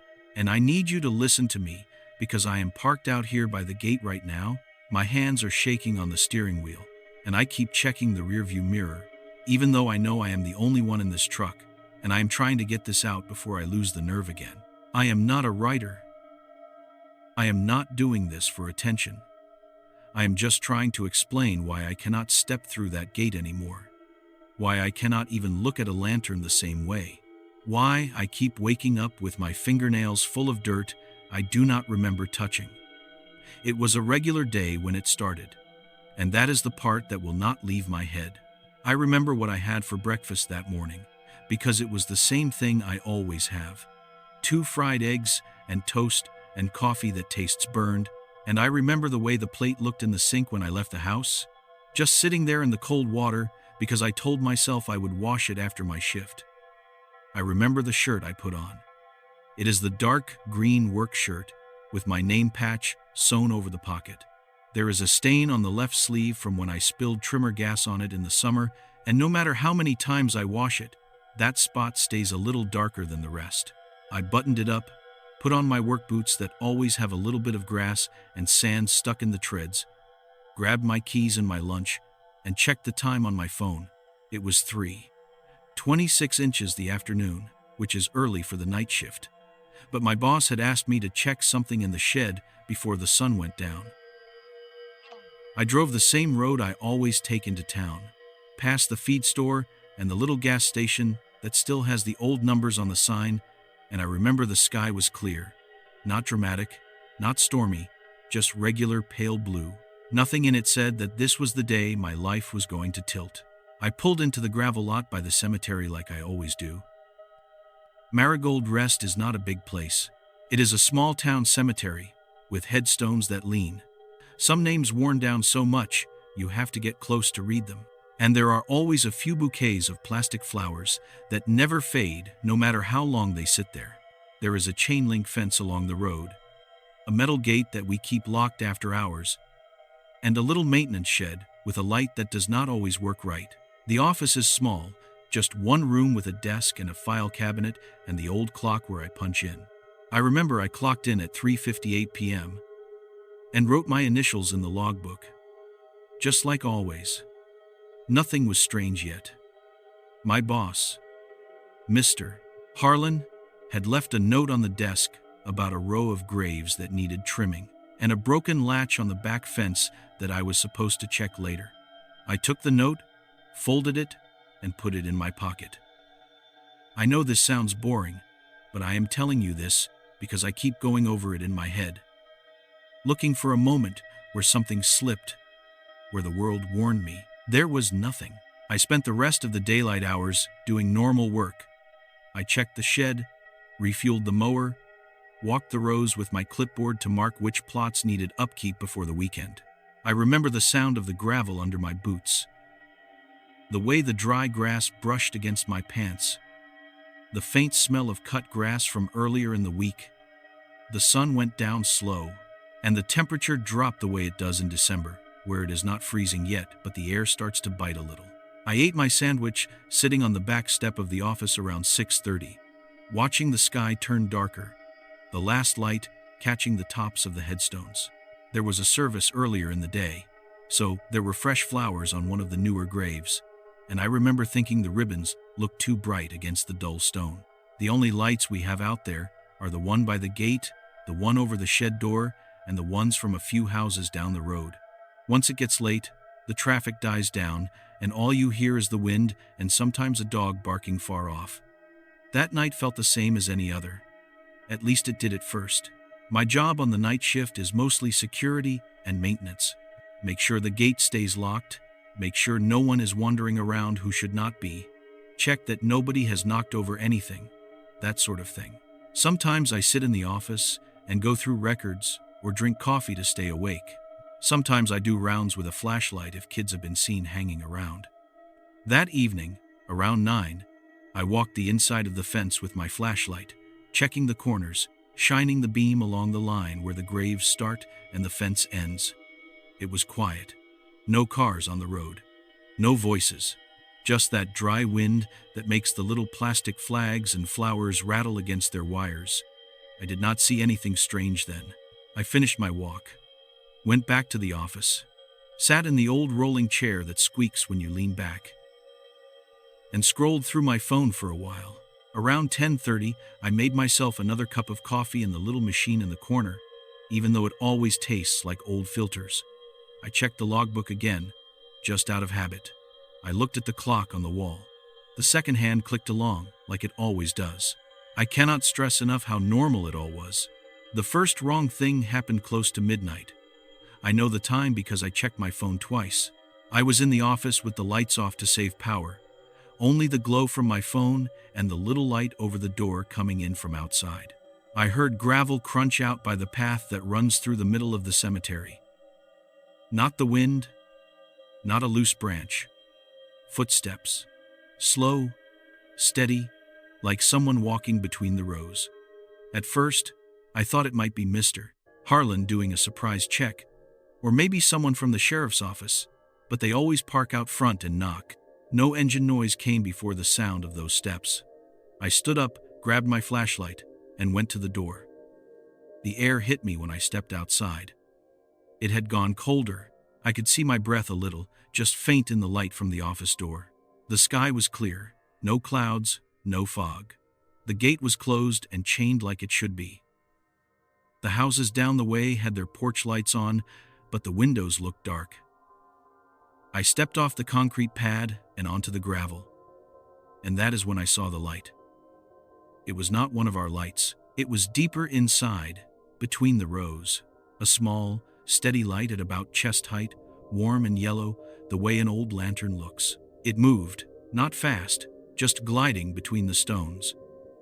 A little bob in its motion, like someone holding it while walking. My first thought was that some idiot had climbed the fence and brought in their own lantern for some reason. We do not have lanterns at the cemetery.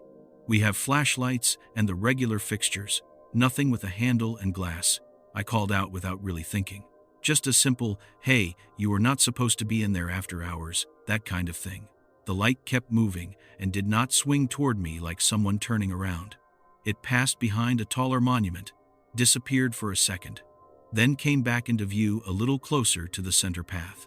I walked forward, boots crunching on the small stones, my flashlight in my right hand, the beam aimed low so I would not blind myself. I kept waiting to see the shape of the person carrying that light, their outline, their clothes, anything.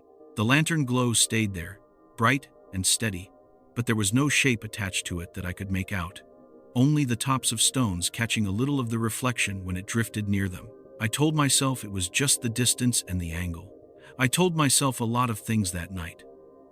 The rules say nobody is allowed inside after dusk unless it is a scheduled thing, and nobody had called about a late visit.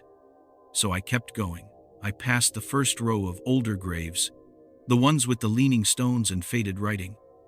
The wind pushed against my jacket, and the sound of those little plastic flowers clicking kept rising and falling. The lantern moved again, shifting a little to the left, then stopping near one of the newer sections. It hovered there, not swinging at all now. Just one fixed point of yellow in a field of dark stone. That is when I noticed how quiet it had gotten. The wind dropped. No dogs, no distant engine, even the hum from the highway, which you can usually hear if you listen hard, was gone. It was like someone had pressed mute on the world, except for the crunch of my own footsteps and my breathing. I felt a tightness in my chest that I tried to ignore. I told myself this was still just a person, and I needed to get them out. I reached the main path and turned toward the light. It was maybe 30 yards away, not far, but my flashlight beam seemed thinner than usual, like it did not want to reach that far.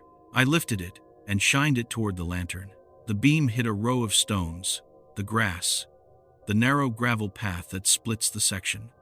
It did not light up any person. The lantern itself did not flare or dim. It just stayed where it was. It took me a second to notice the headstone beside it. It was clean, newer stone, squared edges, the kind the families pick when it has not been that long. I could see the shape of it even at that distance, and something in me decided I needed to know whose name was on it. I kept walking. My boots slipped a little on a patch of loose gravel. I steadied myself on a stone as I passed, felt the cold surface under my palm. I remember the name on that one because it has always stuck with me. Mary Ann Gutierrez, 1932 to 2009. I used to trim around her grave all the time. Thinking of that now makes my stomach turn because it proves that my memory works. I am not someone who mixes up details. When I reached the lantern, I stopped. It was maybe 2 arm lengths away. It was the kind of lantern you see in old photos. Metal frame, glass panes, little handle on top. The flame inside burned steady. There was no smoke, no smell of fuel. It did not sway. It did not flicker. It sat at about the height of my chest, hanging in the air where a hand should have been, and there was nothing there holding it. I swept my flashlight beam around, expecting to catch an arm, a coat sleeve, a face. The light showed me grass, stone, a low concrete border, and the headstone beside the lantern. The top of that stone caught both lights, my harsh white beam and the soft yellow from the flame. I lowered the flashlight and looked straight at it. I can tell you exactly what I saw. The name on that stone was mine. Not just my last name from some cousin or relative. My full name, Daniel Mercer. The date of birth carved underneath was my exact birthday. Same day, same month, same year. The date of death was blank. There was a dash, and nothing after it. My throat closed. For a second, I thought I was reading it wrong, so I stepped closer, right into the reach of that lantern glow. The letters were sharp and clean. The numbers were exact. I reached out and touched the carved letters with my fingers. I could feel the edges, the way the stone dips where they cut the shapes. My vision tunneled, and I took my hand back like the stone was hot. My first thought was that this was some sick joke. Maybe someone ordered a stone as a prank. Maybe the engraving place messed up and sent the wrong slab. I told myself it had to be a clerical error. I told myself I would go back to the office, check the files, and find a Daniel Mercer born in another year, some old man or a kid, and I just happened to forget. But when I tried to step back, I realized my feet did not want to move. It was not that I was frozen with fear, not at first. It was that something about the rows behind me did not look right anymore. I turned my head a little, keeping the lantern in the corner of my eye. The path I had walked down looked narrower than I remembered. The stones on either side seemed closer together, the rows a little tighter. There should have been an open cross path about 10 yards back, where the carts usually go through. It was not there. In its place were more headstones, shoulder to shoulder, filling the space. I forced myself to turn all the way around. The main path that runs from the front gate straight back through the center was gone. In its place were rows, stones, names, dates, all packed in tight. As far as my flashlight could reach, my stomach flipped. I knew that layout. I have walked it 100 times. There should have been a clear line from where I stood back to the front gate. Instead, I was facing what looked like a section I had never seen, all cramped together, no gaps, no walkways wide enough for the mower. I told myself I was turned around, that I had cut across and ended up in one of the older back sections without realizing it, even though I knew that was not possible. I turned back to the lantern, and this time, it had moved. It was closer by at least 2 feet, and I had not seen it move. It still hung at the same height, flame steady, but the distance between it and the stone with my name was smaller now. My heart started pounding so hard I could feel it in my ears. I took a step back and felt stone against my heel. I looked down. There was a grave marker right behind me that had not been there a moment before. I would have seen it, would have had to step over it. The name on it was one I did not recognize, but the date of death was that same week. Not the date from the note my boss left. This was not in the records. I swallowed hard and called out again. Louder this time, my voice cracking. I shouted that whoever was out here needed to cut it out, that it was not funny, that they needed to show themselves. Nothing answered.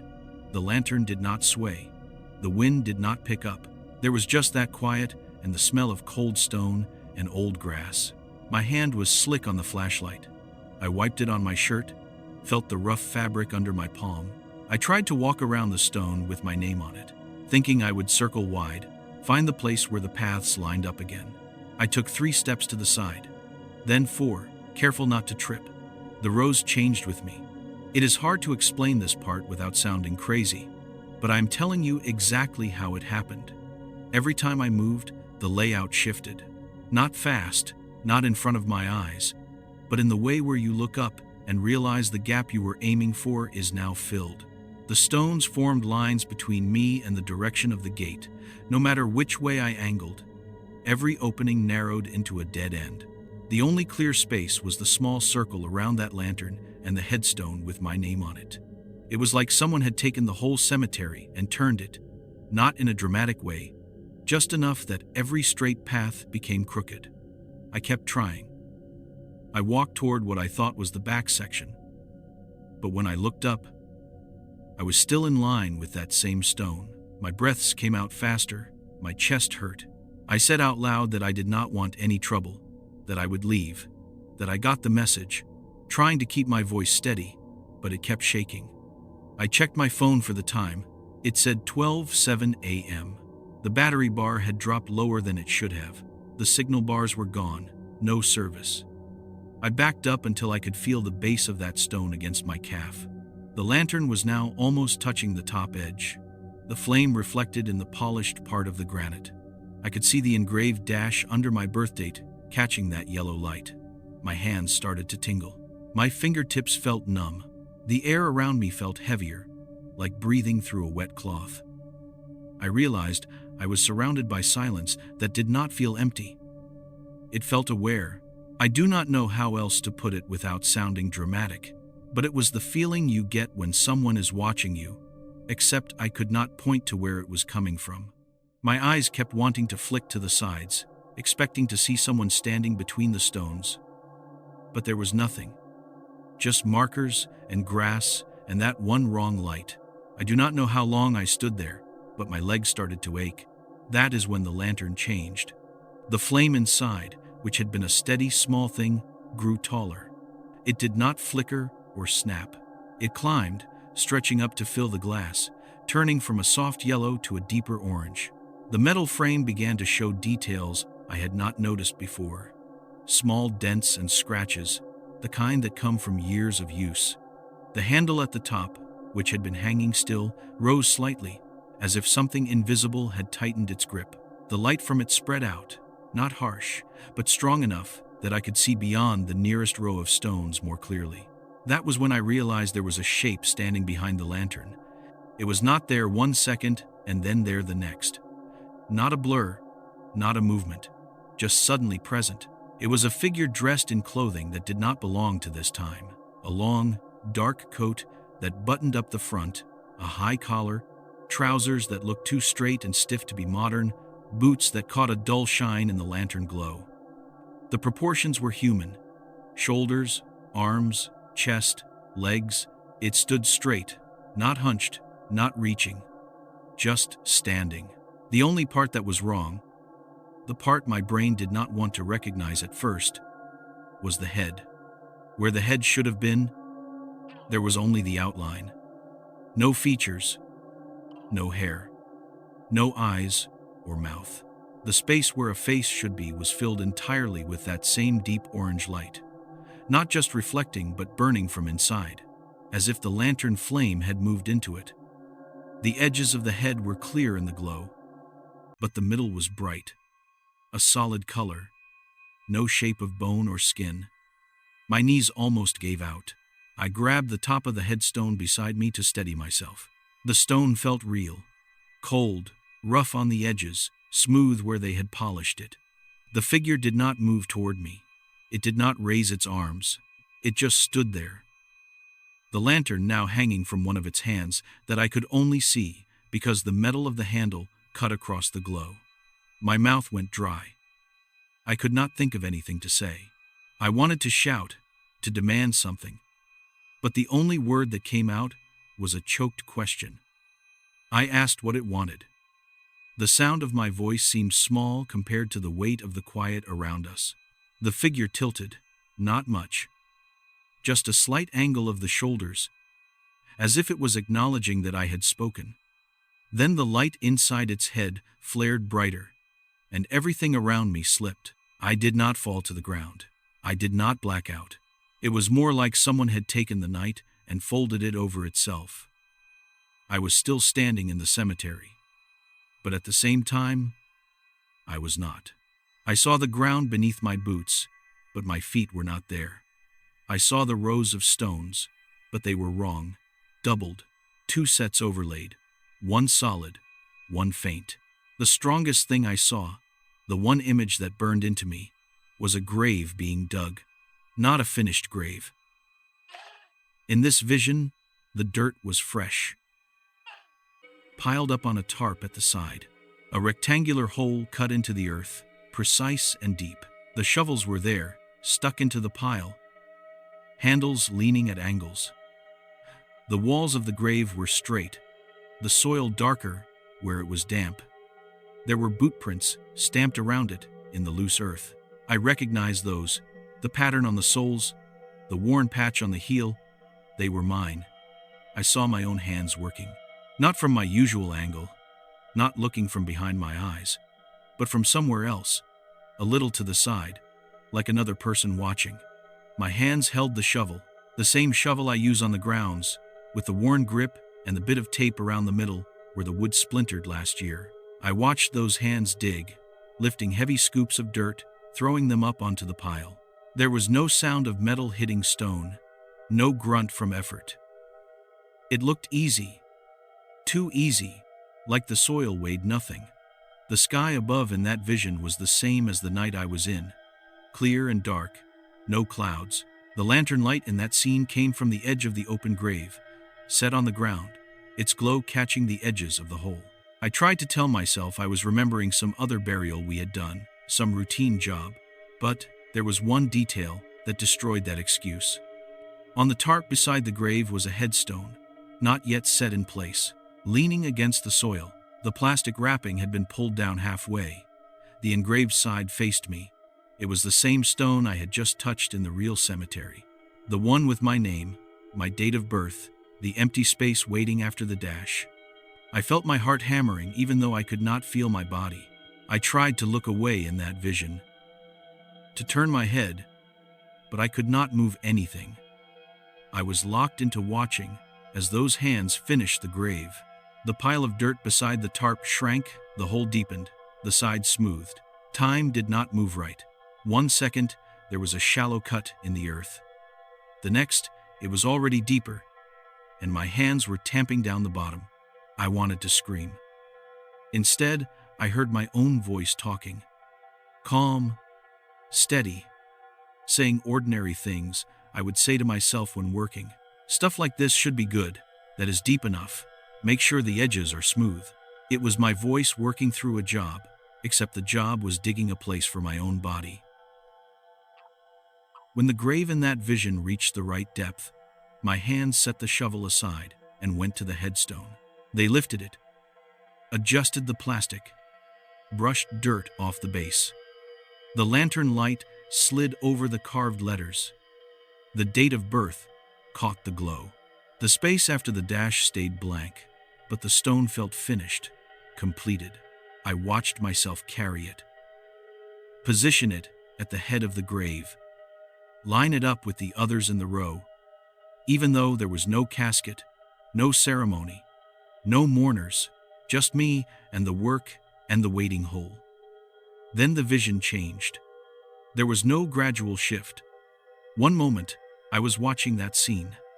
The next, I was inside the grave. Looking up, the edges of the hole framed the sky. The headstone at the top loomed, the lantern sitting on the ground in front of it. Dirt started to fall, not in big chunks, just little bits at first. A sprinkle that dusted my face, my shirt, my hair. I could not move my arms, could not lift my hands. The dirt kept coming, steady, controlled, like someone was finishing the job.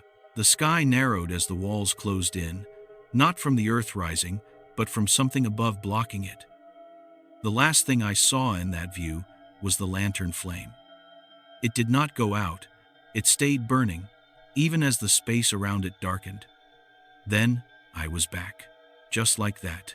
Back in my body, standing by the stone with my name on it, one hand still braced on the top edge, my other hand clenching the flashlight hard enough that my knuckles hurt. The figure with the glowing head was still there, standing in the same spot, lantern in hand. The flame inside it was lower again, small and steady, as if nothing had happened. My chest felt tight, my legs shook.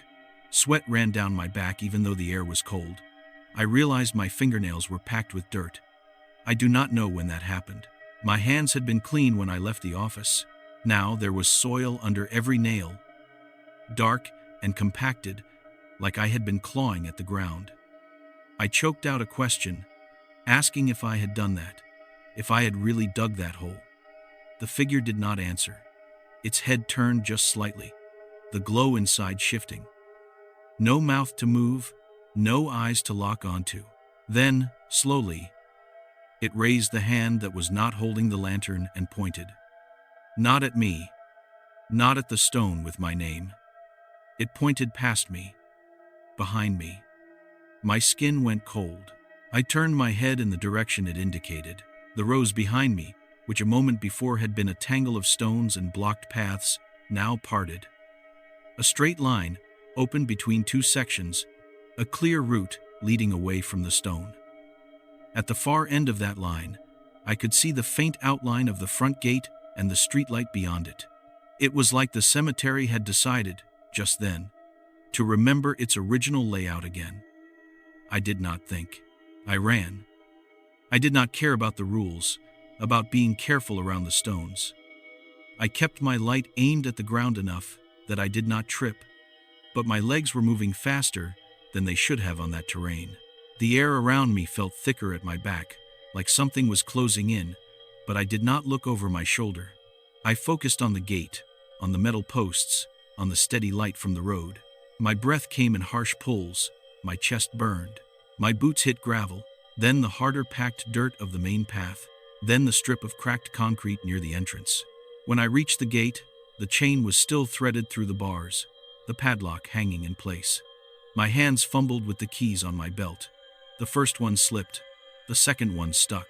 I finally got the right one into the lock, turned it with hands that did not want to stay still, and yanked the chain free. The gate creaked as I pushed it open. The sound of that metal was the first normal sound I had heard in what felt like hours. I stepped out onto the roadside, my whole body shaking. When I turned to look back through the open gate, the cemetery looked the way it always does. The main path down the center, the sections laid out in their regular order. The shed light, weak but steady. There was no sign of the lantern.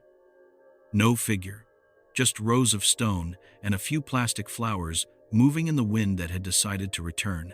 I locked the gate again from the outside, hands still trembling, and walked to my truck without looking away from the fence. I climbed in, shut the door, and sat there for a long time with the engine off, staring through the windshield. Eventually, I checked the time on my phone. It was 12:09 a.m. 2 minutes. That is what the clock said. Everything I just told you, all of that, fit inside 2 minutes on a cheap digital display. I know that is not possible. I know what I experienced stretched longer than that. My muscles still ached the way they do after hard work.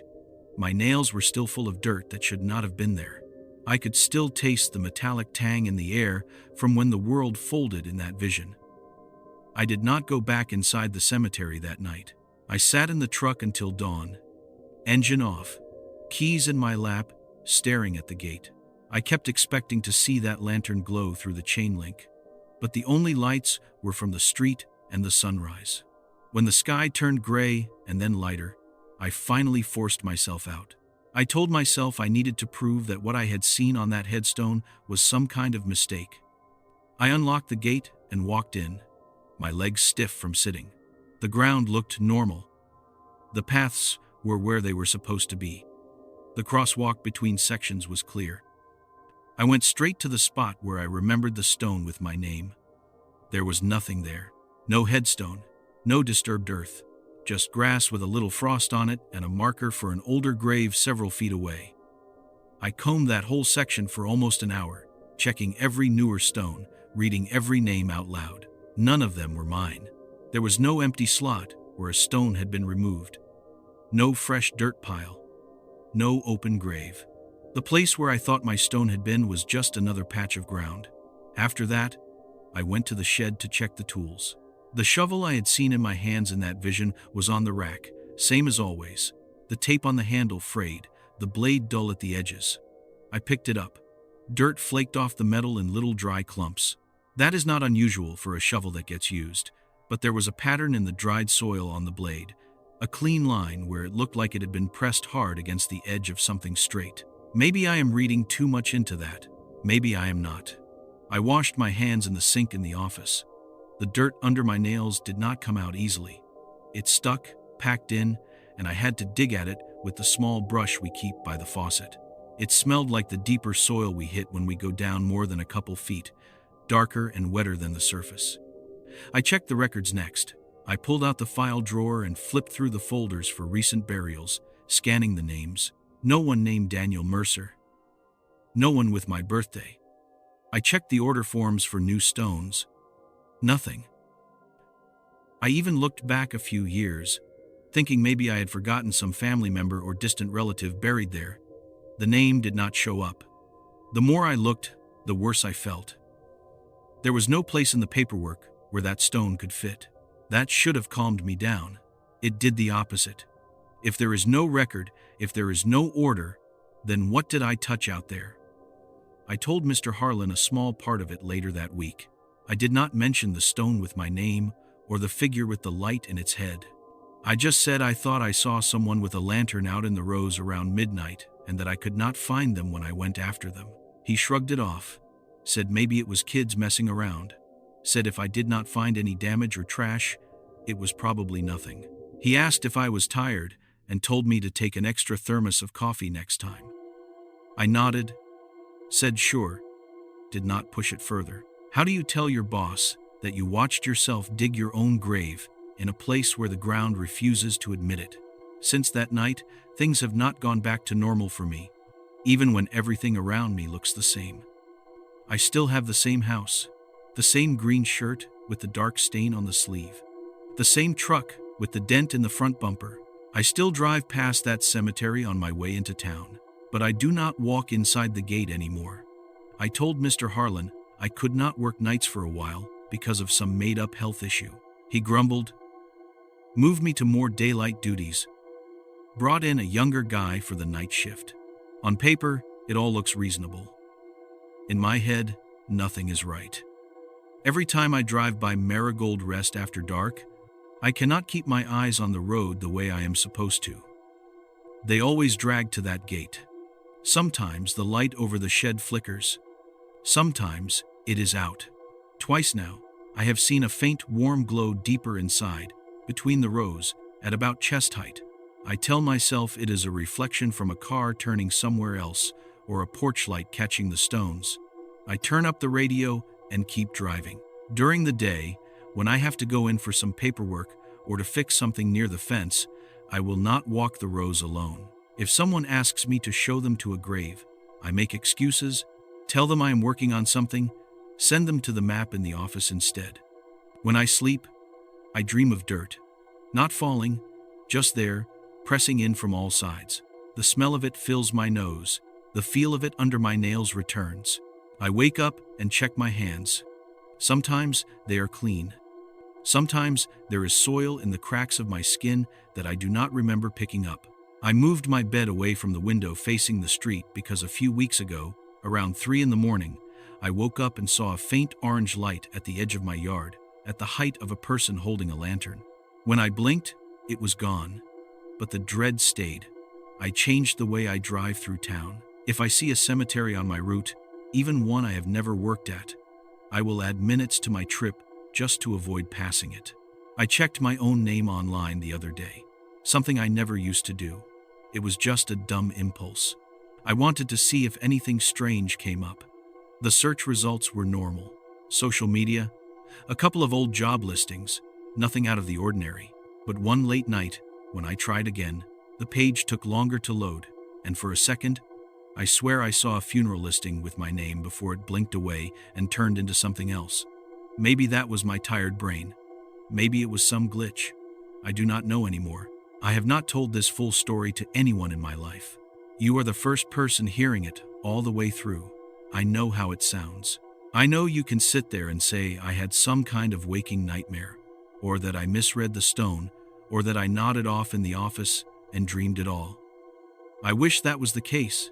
I wish I could blame this on lack of sleep or bad coffee. But I cannot ignore the dirt under my nails when I had not touched a shovel. I cannot ignore the way the paths moved under my feet. I cannot ignore the image of my own name carved into stone in a place where no one ordered that marker. I am telling you this because I need someone to know in case one day that stone appears for real. Maybe someday, long from now, some other groundskeeper will open a box from the engraver and pull out a headstone that already has my full name and my dates on it, even if the date of death is years ahead of when they receive it. Maybe they will shrug and assume it is a mistake. Set it aside. Forget about it until it is needed. Maybe they will not think anything of a lantern left on the ground near a fresh grave. I need you to understand that something in that cemetery showed me work that has not happened yet. Since that night, I cannot stand the feeling of gravel under my boots in the dark. I cannot listen to the sound of plastic flowers rattling in the wind without it turning my stomach. When I drive past any place where there are headstones, I turn the radio up, not because I like the song, but because I need to drown out the idea that someone inside might be calling me over to finish a job I never started. I do not know what that figure was. I do not know if it was a person who used to work there, or something the cemetery made, or something else entirely. I only know that it did not speak. It did not chase me. It did not raise a hand against me. It just showed me a version of the ground with my place already carved out and then let me go. That is the part that scares me more than anything. It did not threaten. It did not promise. It just informed. Since then, every choice I make feels smaller. I used to think I had time, that my life would move along in a straight line. Now I feel like I am walking along the edge of a grave that is already there, even if I cannot see it in the daylight. You can believe me or not. You can say it was stress, or a trick of the light, or some deep fear working its way out. I am not trying to convince you to be afraid of lanterns or stones or night shifts. I am telling you this because if you ever find yourself in a cemetery after dark and you see a light that should not be there, one that does not flicker, one that waits instead of moves, I want you to turn around before you get close enough to read your own name. I will not walk between the rows at night again. I will not step through that gate once the sun is gone. I used to think cemeteries were just quiet places where nothing happens unless the living bring flowers. Now I know they are not empty at all. Something out there works on a schedule that has nothing to do with ours. And sometimes it shows you the line it has already drawn for you, carved in stone, waiting for a date that may not be as far away as you think. My name's Daniel Mercer. I'm from Maple Hollow, Tennessee, and I work as a forklift driver at a distribution warehouse off the highway. And I swear to God, I am not making any of this up. Man, I am shaking in this car right now. My hands will not stop. Today started like nothing. That is the worst part. I woke up around 6 because my alarm on the old Samsung buzzes like a wasp nest, and I hit snooze once, just once, because my back was killing me from the shift yesterday. I remember what I had for breakfast because I keep seeing it in my throat right now. 2 slices of that cheap wheat bread, toasted a little too long so the edges were burned, with peanut butter so thick it stuck to my teeth. I drank instant coffee out of the chipped mug with the faded football logo, the one my brother left when he moved out. I put on the same work pants I always wear, the dark gray ones with a little rip near the right knee, and my warehouse polo. And over that, I pulled on my worn-out green hoodie because the mornings have been colder lately. There is a grease stain right under the left pocket from when I leaned against a pallet jack last week. I remember staring at that stain while I was brushing my teeth and thinking I should bleach it. And that is the stupid little detail my brain picked to hold onto when everything started going wrong. I checked my phone around 6:30, scrolled past a couple of messages I did not feel like reading, checked the weather, then checked the time again right before I walked out. 6:37. I remember that number. I remember locking the door, testing it twice like I always do, and walking to my old blue Honda that has this slow crank in the mornings. I tossed my camera bag into the back seat because that was the plan. Work first, then cemetery. It sounds bad when I say it like that, but it was just a photography thing, dude. I swear. I am not one of those weird people hanging around graves for fun. I have been trying to get better at long exposure night shots, the kind where the lights streak and everything looks like a movie frame. And someone online mentioned that foggy cemeteries look crazy on camera. There is this place, Willow Bend Burial Grounds, just outside town on a little hill. I pass it all the time, going to work. Old iron gate, a sign that is flaking paint, rose sliding down the slope toward the trees. I always thought it looked kind of sad, but pretty in the early morning mist. I had never gone in. That was the whole thing. I was going to go in after work, just for an hour, get some shots of the fog if it rolled in like it does some evenings. It sounded like a normal plan in my head at the time. At work, everything was the same. I punched in at 6:58, 2 minutes early, the way my supervisor likes. The warehouse lights buzzed overhead, that high-ringing hum, and I moved pallets of boxed-up appliances from one rack to another. It was cold near the loading docks and warm near the back, and all day I kept thinking about angles and shutter speed instead of inventory codes. At lunch, I ate a microwave burrito that was still cold in the center and checked the forecast again. Chance of fog after 9.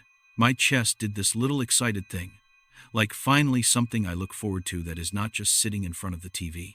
I told my coworker Mark I was going to go up to Willow Bend after shift, and he laughed and said, "Man, you can go take your ghost pictures. I will be home under a blanket by then." I told him it was not about ghosts. It was about the light. And he said whatever. And that was it. Nobody warned me. Nobody told me any story. If they had, I do not know if I would have listened. I clocked out at 4:30 on the dot, drove home with the radio low, changed out of the polo into a plain, dark, long-sleeve shirt and my black jacket that zips up to the neck, because I figured darker clothes would not reflect light if I accidentally stepped into frame. I checked my phone again. 5:08. Sunset was a little after 5:30 that day, and I wanted the last light slipping out before real night. I packed my tripod, spare battery, the 50mm lens, a little flashlight, and I almost forgot the extra memory card sitting in a drawer by my socks. That part sticks with me for some reason. Me standing there with my socks half pulled out, thinking, you will kick yourself if the card fills up. That tiny decision is how I keep tracing it back. If I had not gone back for that card, would anything be different? I left my apartment around 5:15. The car coughed before starting, like always, and I told myself I would look at the battery this weekend. That is funny now in a way that makes me want to throw up.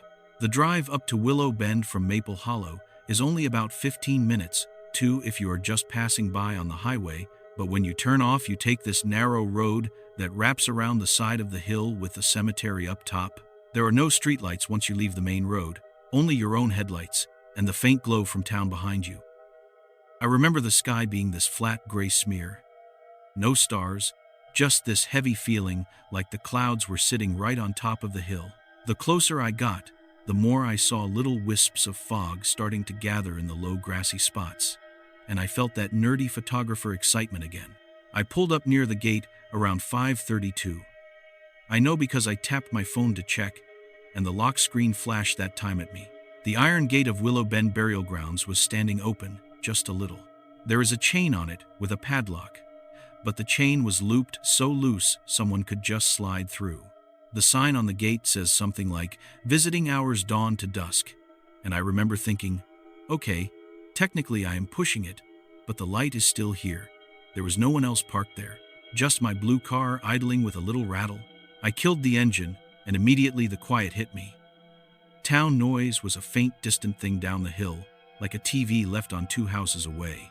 Up there, by the gate, all I really heard was a slight hiss of air moving through the dry grass and this weird, faint clack of plastic flowers touching each other when the breeze nudged them. You know that sound, right? Those faded plastic bouquets you see taped to headstones, the ones that rattle instead of rustle. I slung the camera bag over my shoulder, grabbed the tripod, and, for a second, I hesitated with my hand on the gate. It was not dread, not like in a movie. It was more like that small, guilty feeling, like I was stepping somewhere I should only step for funerals. I told myself, it is just for pictures. Dude, you are not hurting anything. Be respectful. Get your shots. Be out. I slipped through the gap without touching the chain because I did not want it to clink.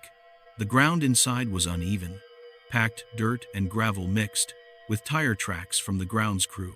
As I walked up the main path, the fog thickened in little pools between the rows, sitting low around the bases of the stones like white water filling the gaps. The headstones at Willow Bend are old in the front, near the gate, leaning and covered in lichen, with names half worn off. The further up you go toward the hill's crest, the newer they get, cleaner granite, clearer letters. I walked up slowly because I did not want to trip or step on anything, and because I was already planning shots in my head. Long rows fading into fog, lights from town blurred in the distance behind the stones, maybe a long exposure of the road below with car lights moving like streaks under the hill. At that point, it was not even fully dark yet.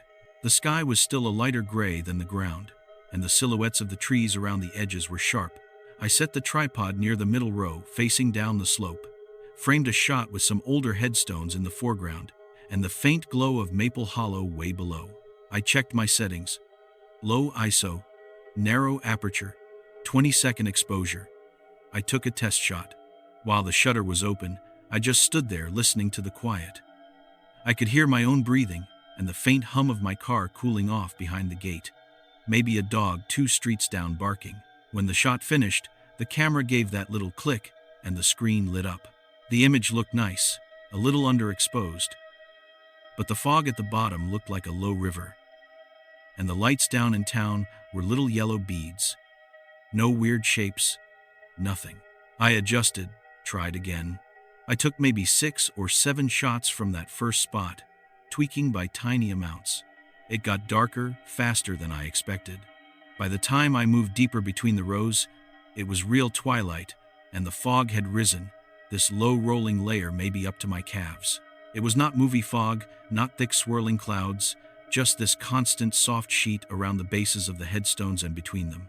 I remember the way it felt on my skin, cool and faintly damp, and I swear it had this metallic taste in the air, like licking a battery, and that is not something I ever felt with fog before. Maybe that should have been the first sign. I shifted the tripod to a spot where the path split, forming a little Y between 2 sections. There was a big tree there, some kind of old oak, and under it, a couple of newer stones with clean white surfaces that caught what little light was left. I framed those against the dark shape of the tree and the fog behind them. This time, I went for a longer exposure, 30 seconds, just to see what it would do. As the camera clicked and the shutter opened, my eyes wandered. There was nobody around, no groundskeeper truck, no other cars, no one visiting graves this late. Most of the plastic flowers near me were red and sun-faded pink, with some of those little spinning pinwheels that barely turned when the air stirred.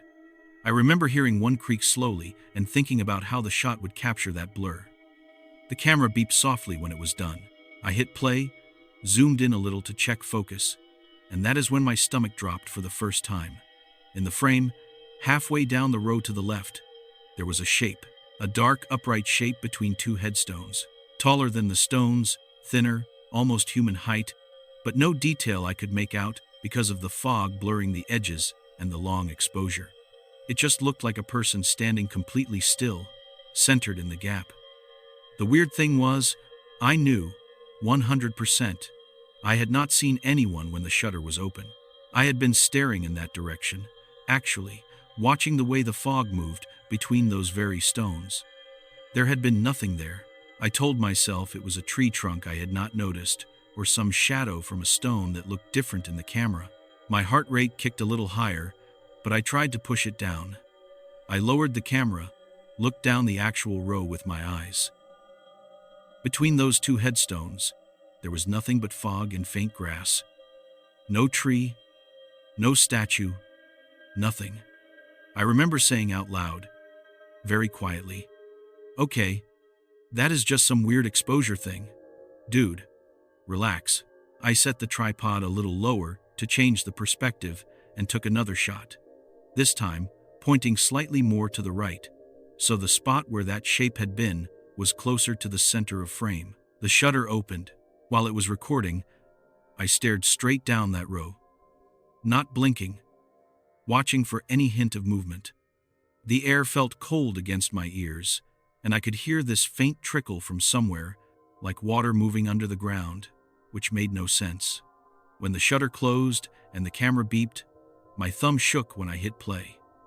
The new image popped up. The dark shape was still there, only this time it was closer. Not by much, but close enough that I could tell. It was now in front of the stones instead of between them, like it had stepped forward toward the camera during the exposure. But again, I had seen nothing with my plain eyes. No footfalls on the gravel, no change in the fog, nothing.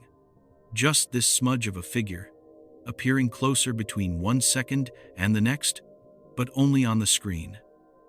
I felt this wave of cold rush up my chest. My first thought, dumb as it sounds, was that someone was messing with me. Some teenager running between the stones faster than I could see, timing it during the long exposures. I lifted my head and called out, "Hello, you out there." My voice sounded too loud and then too small at the same time. It just got soaked up by the fog and the stones. No answer, no giggle, no footsteps running away. The only reply was the faint rattle of plastic flowers as the air shifted. I told myself, "Okay, maybe you are catching a shadow of yourself. Maybe the camera is picking up a blur from your own body, even if you are off to the side." So I decided to test it. I backed way up, like a good 10 feet from the tripod, on the opposite side from where that shape had appeared. I pointed the camera slightly more straight down the main path this time, so the row with that spot was a little off-center. I set the timer to 2 seconds so I would not shake it, pressing the shutter. Then, stepped well away. Hands behind my back, standing completely still, where I could see both the path and the screen glow faintly on the camera body. My shoes crunched softly on the gravel as I moved and then went quiet again. The fog swirled around my ankles when I stopped, hugging my shoes. I watched. The shutter opened with a quiet click. 30 seconds is a long time when you are standing alone in a cemetery on a hill in rising fog. I could hear my own breathing louder than I wanted, and the tiny tick of the cooling metal on the tripod. I stared down the path. At that exact gap between those stones, nothing moved. Nothing stepped out. Nothing even flickered. But when the shot finished and the image came up, the shape was in the frame again. And it was closer, dead center now, taller, blocking the view of the row behind it, like someone had taken 3 slow steps toward me during the exposure. And again, I had seen nothing.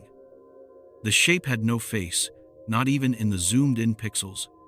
Just the suggestion of shoulders and a head, like a cutout someone had set upright. My mouth went dry. I felt this pressure in my ears like they had popped. I walked back to the camera, and I realized, somewhere while I had been standing there, my fingers had started to tremble. Listen. Man, I know this sounds like a bad story, but I work around heavy equipment all day. I am not the type to spook easy, and this did not feel like spooking. This felt like a math problem, giving the wrong answer 3 times in a row. I told myself, maybe something is wrong with the sensor. Maybe it is picking up some ghost image from a previous frame. I turned the camera off, waited a couple seconds, turned it back on. The fog had thickened now up to my shins. The town lights below were dimmer, like someone had turned down the world. I shifted the tripod to face a completely different direction, away from that row, I aimed it toward a cluster of older stones near the fence and the highway side, where the silhouettes of cars far below made a faint moving glow. I checked the time. 6:09. It was fully dark now, but the sky still had a little lighter strip near the horizon. I took a deep breath and hit the shutter again. Long exposure. This time, while it recorded, I kept my eyes fixed on the cluster of stones in front of the lens. Nothing there but the thin white fog hugging their bases and the dark tree line behind. Again the camera beeped. I hit play. At first glance, everything in the frame looked fine. Stones in front, fence behind, a faint blur of car lights way down the hill. For a second, I started to relax. Then I saw them. Not one shape. Many. Scattered between the stones in the midground of the shot, half obscured by the fog, were darker vertical forms. Some taller, some shorter, all about the width of a human body. All perfectly still. A little too perfectly. They were just there, like someone had taken cutouts and placed them between random graves. In the actual space in front of me, I saw nothing but marble and granite and fog. On the screen, it looked like there were maybe 6 or 7 people spaced out between the stones, all facing the camera. None of them had features. Just the impression of a front-facing posture. I felt my throat close up. My first instinct was to get off that hill. I actually lifted the tripod to fold it, but something stopped me. It was this stupid photographer instinct, the part of your brain that says, "You are catching something crazy here. Do not bail, figure it out." That part of me fought with the part yelling to leave. The result was I compromised, which, in hindsight, might have been the worst option. I decided I would take one more shot, a really long exposure, then pack up and go home and analyze it on my computer, where things made sense. I told myself if it still looked weird, I could chalk it up to some long exposure artifact and maybe show a forum. That is how normal I wanted it to be. I moved the tripod again, this time to the very center of the path, where I could get a wide view up and down. The fog had come in thicker now, not just at ground level but rising in low curtains around the stones, maybe up to my knees, in some spots higher. It made the headstones look like they were emerging from a white sea. The plastic flowers near me clicked against each other. I can still hear the little tapping sound. I set the exposure to a full minute. 60 seconds. I wanted the fog to blur, the town lights to smear. As I was adjusting the focus, I heard something that was not the wind or the flowers. It was very faint, like fabric shifting against stone, the tiniest scrape. I turned my head fast. Nothing. Just that same field of markers and fog. My heart was hammering now, loud in my ears, and I remember saying out loud, "Okay, one more, and I am gone." I swear. I hit the shutter. The red light blinked. The screen went black. The viewfinder showed nothing but darkness. For that 60 seconds, I became hyper-aware of every sense. I could feel the damp through the soles of my shoes from the ground, smell wet earth and cut grass and that metallic tang in the fog, hear the distant faint whoosh of a car on the highway far below, then the quiet settle in again. I kept my eyes fixed straight ahead, down the main path, toward the far edge of the cemetery where the hill dropped off. At around what I think was the 30-second mark, my ears picked up something new. Soft crunches on gravel. Not my own feet. Not near me. But somewhere further down between the rows. Very slow. One. Then a pause. Then another. The sound of someone stepping carefully on loose stone. I could not see anything. There was no flashlight beam, no phone light, nothing. I told myself it was sound carrying weird in the fog from the road. Then the crunch came again, this time to my left. Then, after another long stretch of silence, to my right.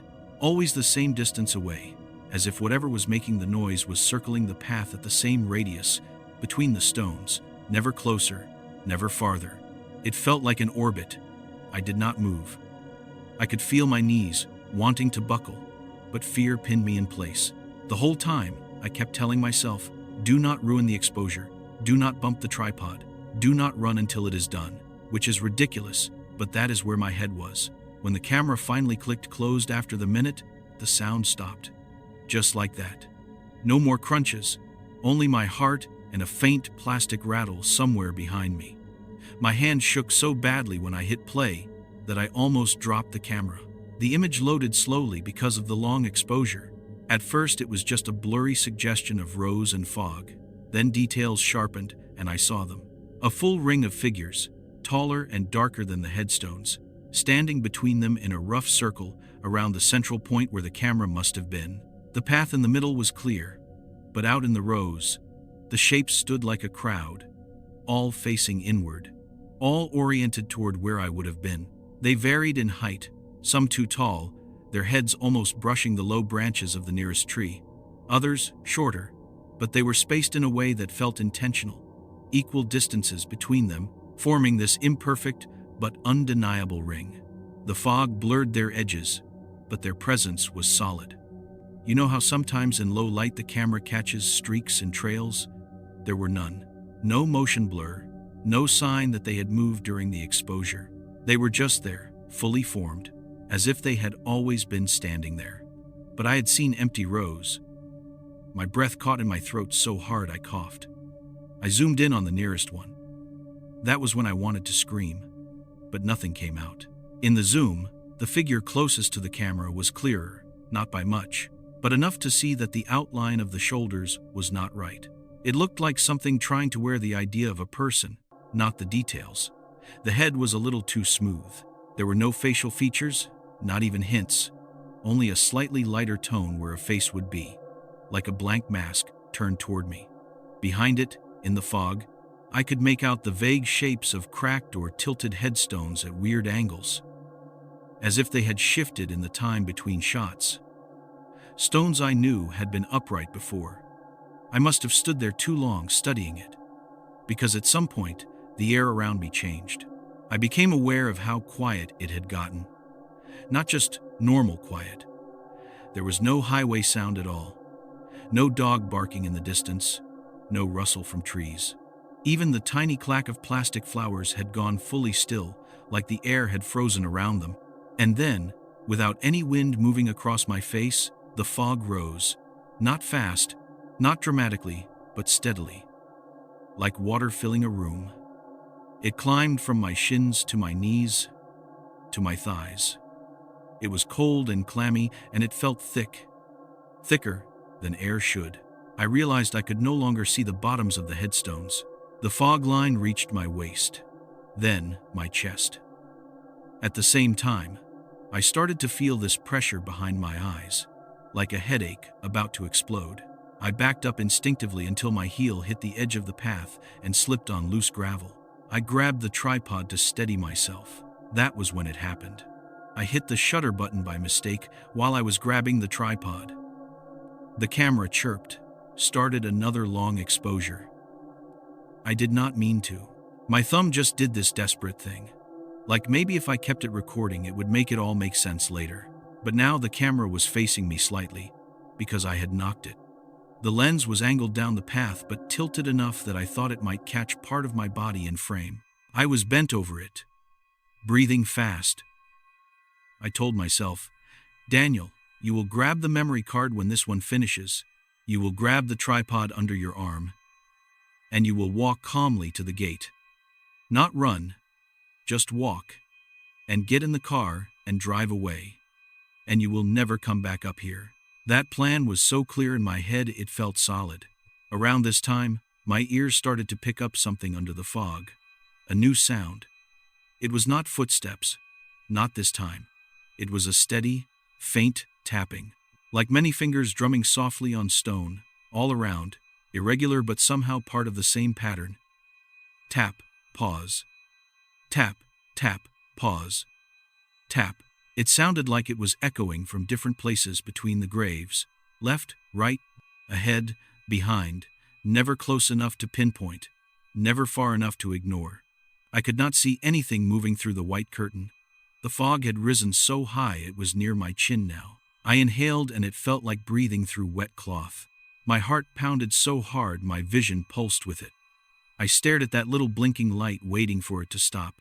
It felt like the longest minute of my life. Then, right when I thought I could not stay another second, I felt warm breath on the back of my neck. Just one exhale, like someone standing inches behind me had leaned in and gently let their lungs empty against my skin. No sound, no voice, just that sensation. Every hair on my body stood up. My whole chest seized. I did not turn around. I could not. My fingers dug into the tripod handle so hard my knuckles hurt. I whispered, "Please stop," without even planning to. That was when I heard it. A voice. Right behind my left ear. Low and close and very calm. As if whoever it was had been waiting for me to be this frightened.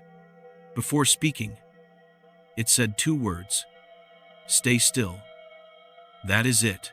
Not a threat, not a growl, not some chant. Just stay still. In the tone of someone giving you instructions for a photograph, like a photographer telling a model not to move. But the voice was wrong. Not in its pitch or accent, but in the way it sat in the air. It did not sound like it was coming from a throat.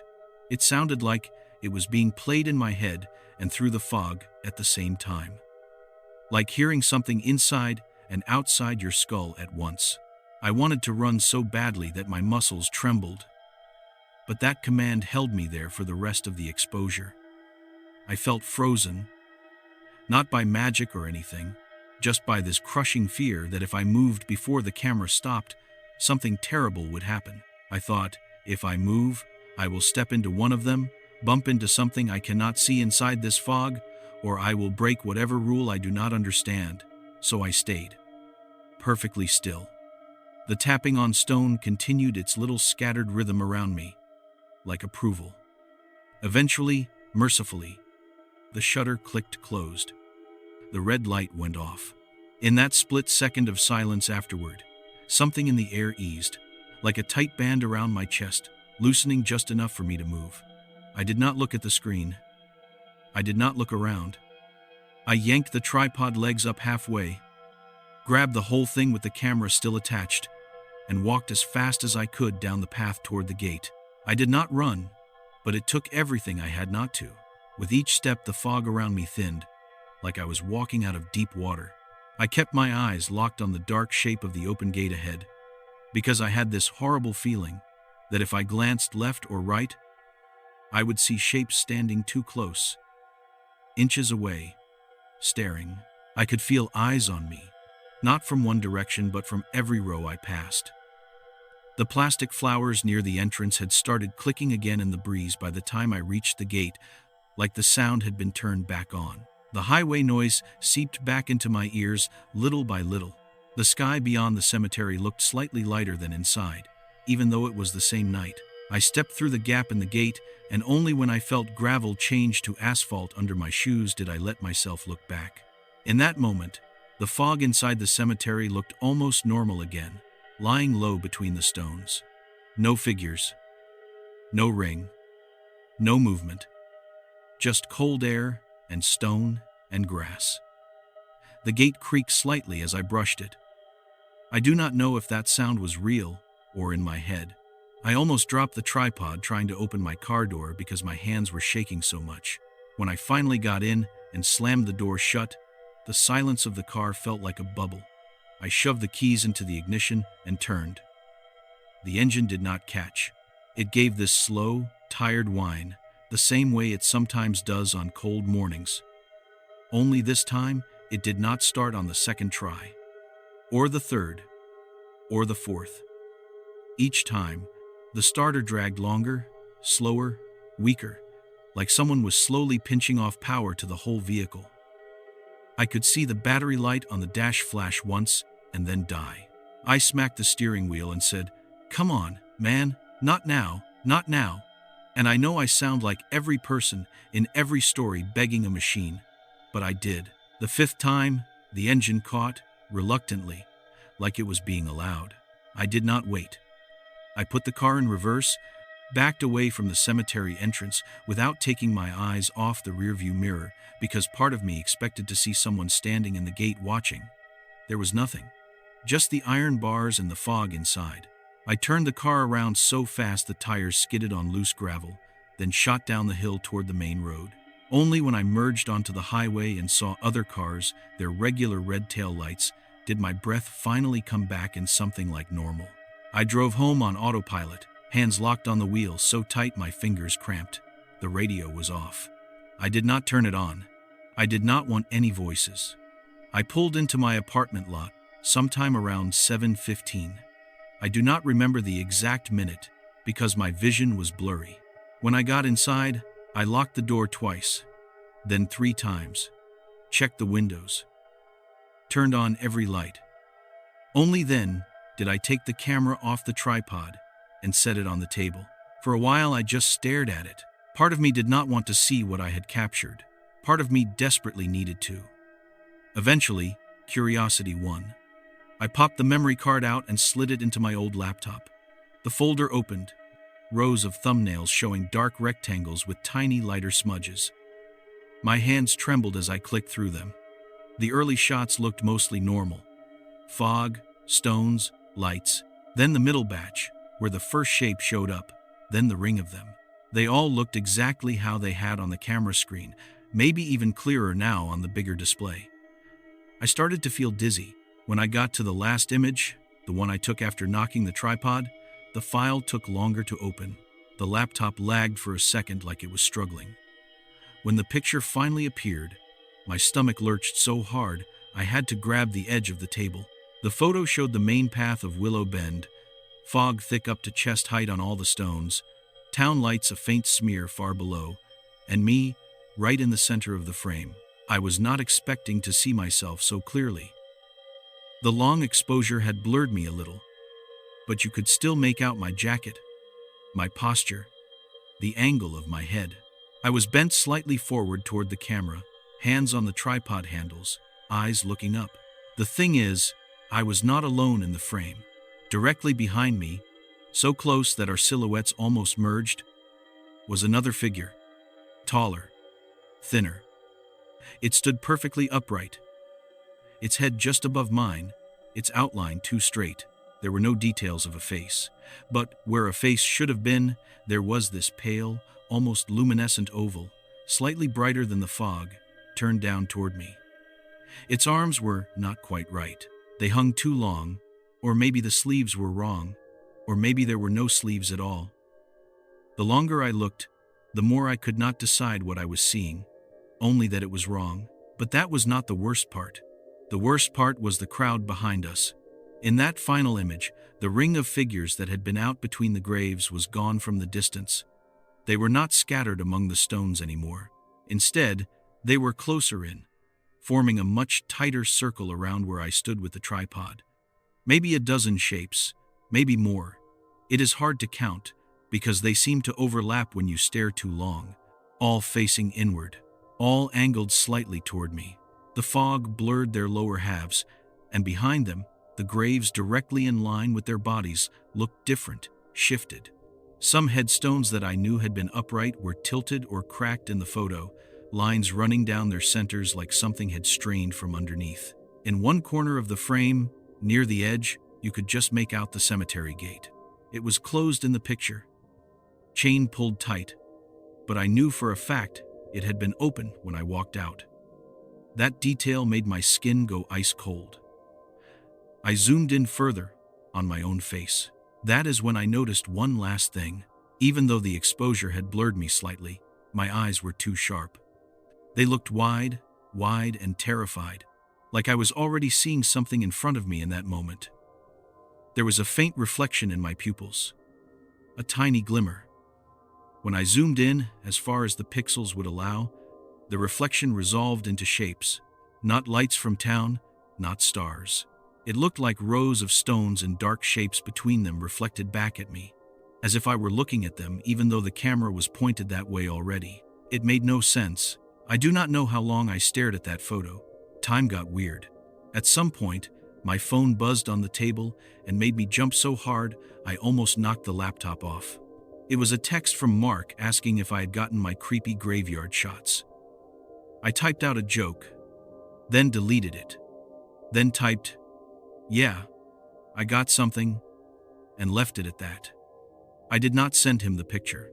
I told myself I would sleep, look at it again in the morning, see it with fresh eyes, maybe find some normal explanation.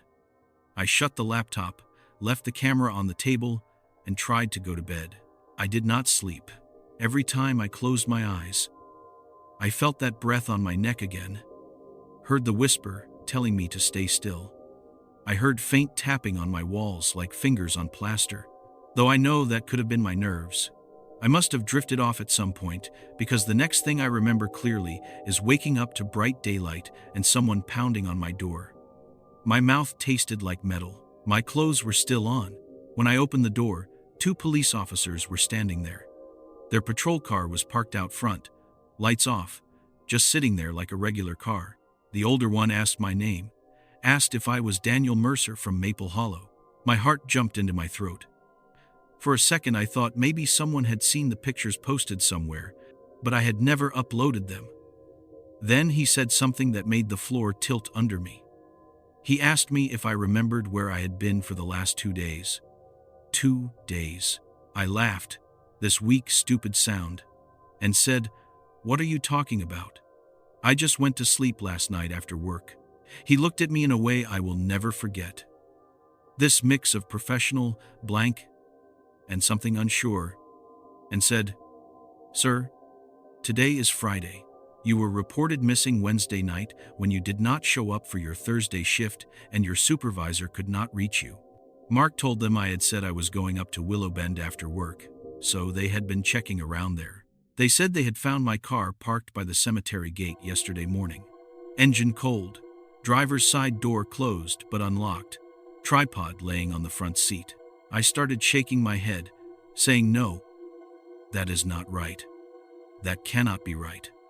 I drove home. I remember the whole drive. I even remembered what time I pulled in. They told me they had found my camera lying in the grass just inside the gate very early this morning, like it had been placed there. The older officer set a clear evidence bag on my table, and inside it was my camera, the strap twisted. I realized then that the one on my table was gone. I do not remember when it vanished. Maybe it never made it home. Maybe I just think it did. My laptop was still there. But when I flipped it open with shaky hands and tried to pull up the photos, the folder was empty. Not deleted, not corrupted. Just never there, according to the system. No file names, nothing. The officer watched me struggle with the laptop, then looked at the camera bag, then back at me. He asked if I would be willing to come down to the station and talk about where I had been, if I had blacked out, if I had been drinking, which I had not. I told him I remembered every minute from breakfast to going to bed. He kept saying Wednesday night, and I kept saying Thursday, until finally he had me look at the calendar on my phone. The date hit me like a punch. 2 days gone. Just gone. No memories, no dreams, nothing. Like my brain took that chunk and erased it. They did tests, hospital, scans, questions about seizures and substances. Everything came back normal. They chalked it up to stress, maybe a fugue state. Maybe I had parked at Willow Bend, wandered off, and someone drove my car back while I walked home in some daze. None of that explains the fog, the figures, the voice. None of that explains how the camera could be in 2 places in my memory and theirs. None of that explains why, when they showed me the pictures they pulled from the memory card for their report, there were only 3 of them. Not the whole series. Not the ring of shapes. Just 3 shots. The first was a long exposure of the empty rows. Fog, town lights. The second was that middle one with the silhouettes scattered between the stones, all a little closer than they should be. The third was the final one. The one I told you about. With me in the center and the figure standing behind me. And the tighter circle around. Only this time, there was one difference. In the copy they had, that I saw on the detective's office screen later, the figure behind me had its head tilted slightly more, almost resting where my shoulder would be. And in the very center of the crowd around us, at the spot my body occupied in the frame, There was a faint double exposure effect, like my outline was starting to blur and stretch, as if something was trying to pull me outward into their ring. When I pointed that out, the detective frowned and zoomed in, but to him, it just looked like a glitch. He printed the third photo for their file, and I watched the paper slide out of the printer. In that printed version, there was an extra detail I still cannot explain. At the bottom right corner, near the edge of the path, a new stone had appeared. It was small, low to the ground, the kind that sits flush with the grass. It was not in the digital version, not in any shot I remember. But there it was on the paper, clear as anything, and on its surface, I could just make out letters. My name. Daniel Mercer. The dates under it were wrong, though. The birth year was correct. The year of death was not this year. It was next year. I grabbed the paper out of his hand before I could stop myself and stared, blinking hard, thinking my eyes were playing tricks. The letters did not change. The date did not blur back into nothing. I told the detective what I was seeing. He took the paper back, looked at it, looked at me, and said, "Son, that stone is not there. I do not see anything like that." To him, the corner was just grass and fog. I watched his eyes move over the exact spot and not register it. It was like being told red was not red. I asked if I could keep the print. He said no, it was part of the file. That file is probably in some drawer right now, with missing person temporarily resolved written on it. They closed my case because I was home, alive, no visible injury. Nobody cares about a worker who loses 2 days as long as he can clock back in on Monday. Ever since that night, something has been wrong with the way I see cemeteries. That is why I am sitting here by the gate of the little cemetery outside town at 3 in the morning, talking into my cracked phone screen, afraid to look in the rear-view mirror. I did not mean to park here. My car battery, the one I thought I would change, has started doing this thing where it dies near burial grounds. Not in town, not at my apartment, only when I get too close to places like this. It happened last week when I took a shortcut past the churchyard on Mill Road. The engine cut for a second, then came back. The radio made this soft popping noise, like someone tapping the speaker. Tonight, I was just driving to clear my head, and the car kind of coasted here. I noticed the fuel gauge dipping faster near the cemetery. My headlights dimming just a little, like something was drawing power. I pulled over at the gate without even thinking about it. Now the engine will not turn over again. I checked the time when it died. 2:51. It is 3:04 now. I can see the headstones in my rear window if I let my eyes drift, but I am trying hard not to. The plastic flowers on the nearest one are doing that little clacking sound in the faint breeze. Every time I try to start the car, the dashboard lights flicker, and the radio whispers static, but never quite forms words. I know how this sounds, man. I know you can say it is just anxiety. It is just my brain messing up. But I have noticed something that I cannot explain away. Every time I drive past any cemetery now, any place with headstones, even ones I never noticed before, I see shapes standing between the rows. From the corner of my eye, never head-on, never clear, always just off to the side, as if they do not want to be caught fully.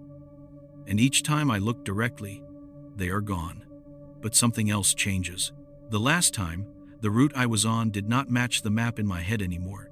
Streets curved slightly differently. A building that had always been there was missing, replaced by an empty lot. Little shifts, easy to blame on memory. But I know things are not lining up with how they used to be. And the dates, that is the worst of it. Sometimes when I am stopped at a light and there is a cemetery across the way, I catch myself reading headstones. I do not mean to. My eyes just pick them out. I will see a name and a pair of dates that make sense. Then, if I blink and look again, something is off. The death year will be newer, like it updated itself while I looked away. Once, I saw a stone with no second date at all, just the birth year. And when I glanced back a moment later, the death year had appeared. And it was the exact current year, even though we are not through it yet. Nobody else in the car with me noticed. They just saw gray stones. I tried pointing it out to Mark when we drove past Willow Bend last month. I said, "Did you see that short stone near the gate, the one with my name?" He just laughed and told me to quit it. Said I was giving him chills for no reason. "There is no stone with your name," he said. I could see it clearly. A little marker by the edge of the path, letters sharp, plastic flowers still bright, like it had been placed recently. The date on it had changed again. Not next year anymore. The year after that. Like something was pushing the deadline back, waiting. I stopped going to funerals. When my aunt passed, I stayed outside the cemetery fence during the service, pretending I was sick. I could not make myself cross the threshold. My chest tightened up, and my vision dimmed whenever I stepped closer than a few feet from the gate. I get this crawling sensation between my shoulder blades, the exact spot where that breath touched my neck. I can feel it even now as I sit in this car. I keep thinking about that whisper on the hill. Stay still. Like I was the subject of a photograph I did not agree to. Like someone, or something, was composing around me. Moving the pieces, the figures, the stones, the fog. Closing the gate on exposures I did not understand. The worst thought, the one I cannot shake, is that the night at Willow Bend was not the horror itself, just the first click of a shutter. That there have been more exposures since, that every time I drive past a cemetery and feel the battery stutter. Every time I hear plastic flowers clacking from a place I cannot see. Every time I notice a date that is not what it should be, it is another frame in some series I do not have access to. I do not know how many pictures they have taken. I do not know when the last one will be. I just know I am in them. I feel it like a weight on my skin. I am telling you this now, talking into this phone, because I needed to say it out loud once before whatever is happening finishes. I am not trying to scare anyone for fun. I am tired. I am so tired. I have not slept properly since that night. Not really. When I close my eyes, I see myself from behind. Framed in that circle of shapes, all of them perfectly still. All of them waiting for some signal I cannot hear. I see that low stone with my name at the edge of the path and the date beneath it nudging forward 1 year at a time like a ticking clock only I can see. If my car starts when I finish this, I swear I will drive home and never take that hill road again. I will find routes that avoid every cemetery, every churchyard, every little patch of ground where people plant stones and plastic flowers. I will move to a place without graveyards if such a place exists. I will never point a camera at fog again. But if it does not start this time, if the battery is finally done, if I step out of this car and hear that same slow crunch of gravel behind me and that same gentle voice near my ear, if the fog that is starting to creep over the fence now rises higher and higher until it presses against my windows, I need someone to know why I stopped showing up to work. Why my car might be found sitting by a cemetery gate with the engine cold and the door unlocked and maybe a camera lying in the grass nearby. If anyone ever finds a memory card with long exposures of Willow Bend burial grounds or this little graveyard outside Maple Hollow, if you flip through and see a ring of figures getting closer in each frame, and in the last one, there is someone standing in the center wearing my jacket. Do yourself a favor. Do not zoom in. Do not try to fix the levels. Do not go up there at night to check the angle. Just delete them. Turn your eyes away from any stone with your name or your year. And whatever you do, if you are standing near graves and the fog starts to rise higher than it should, and the world goes very quiet, and you hear a calm voice behind you telling you to stay still, do not listen.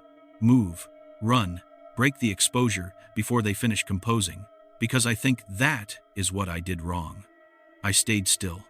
I let them frame me, and now I do not think I will ever really step out of that circle.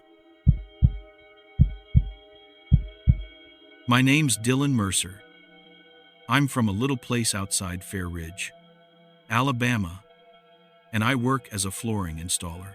I got up that day like any other, and I wish I could tell you there was something special about it, some sign, but it was just cheap cereal, coffee that tasted burned, and a leftover biscuit I ate cold over the sink while my phone charged on the counter. I remember what shirt I had on because I still have it and I still can't bring myself to throw it away. It was that dark green work shirt with my name stitched over the pocket in white thread, the one with the little streak of dried adhesive on the left sleeve that never came out no matter how many times I washed it. I checked the time when I locked my apartment door. It was 7:12 inches the morning. I remember that because I was already a little late, and I sent a quick message to my buddy telling him I might miss the first coffee stop. The day itself was nothing, just measurements and hauling old carpet out of a rental house that smelled like dust and old smoke. I tore up foam underlayment, wrestled rolls of nasty carpet down a narrow hall, and listened to the same local radio station crackle through songs and ads about tire shops and auto glass. My hands smelled like latex gloves and stale carpet glue by lunch.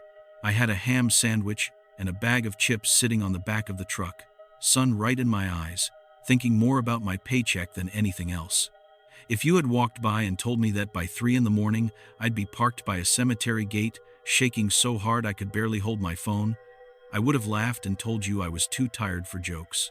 After we wrapped the job around 5, my coworker, Kyle, started talking about this old church on the edge of town. He always liked doing that, trying to spin up something scary for no reason. He said, "You ever been by that old Street Hollows place out off County Line Road?" I told him I'd driven past it a couple times, because you almost have to if you live here. The church itself is this brick building with boarded windows and a leaning bell tower, and the graveyard wraps tight around it like it's hugging the walls. I always noticed it from the road. Those stones crammed in every bit of ground, some tilted, some sunk in. The whole thing pressed up against a rusted black fence. He said people went there at night, that kids from town snuck in sometimes with cameras and flashlights, trying to catch something weird for their channels. I told him I was too old to crawl around old graves like that, but he just grinned and said, "Man, you are 28 and boring. A couple of the guys are going out there after dark. You should come, just to say you did it." I said no at first. I really did. I wanted to shower and maybe heat up something in the microwave and pass out on the couch. But later that evening, after I got home and the hot water ran out halfway through, washing that glue smell off my arms, I sat on the edge of the bed and kept thinking about what he said. Part of it was pride. Part of it was just boredom. I checked my phone and there was a group chat. Kyle had added me and a couple other guys, plus this girl named Mara he knew from somewhere. He was already talking big about urban exploring and night shots and how the moon was supposed to be bright. He said, "We'll go late, like 11. Less chance of anybody caring." I stared at the messages, then at my own reflection in the dark window over the dresser, that same green shirt draped over a chair.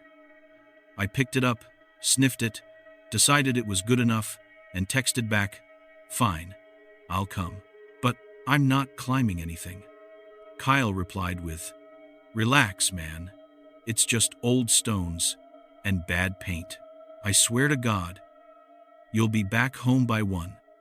I ate a frozen pizza I barely tasted, half-watched some show where they flipped houses, and kept checking the time. By 10:30, I was pacing. It sounds stupid now, getting nervous over some late-night walk, but there was something about the idea of being in that graveyard in the dark that made my stomach feel weird. Not scared exactly, just unsettled. I left my apartment around 10:45.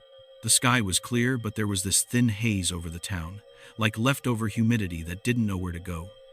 The streets were mostly empty. I stopped for gas and a cheap coffee from the machine. Burnt and watery, but hot enough to keep me awake. I remember pulling up to the meat spot, this gravel pull-off, just before the road curves around behind Street Hollows, and seeing their cars already there. Kyle's old pickup, a silver sedan I didn't recognize, and a dark SUV. It was 11:03 when I checked my phone. The graveyard fence was just visible from where we parked, the tops of the iron bars like a row of sharp teeth against the sky. Kyle came over, hands jammed in his hoodie pockets, and bumped my shoulder. You made it. See? Not so hard, he said. Mara was there with a camera hanging from her neck, one of those black ones with a big lens that made her look serious about it. Two other guys, Nate and Jordan, had little flashlights and backpacks. Everybody joked and talked louder than they needed to. Like being near the headstones made them all want to prove they weren't spooked. I tried to act normal.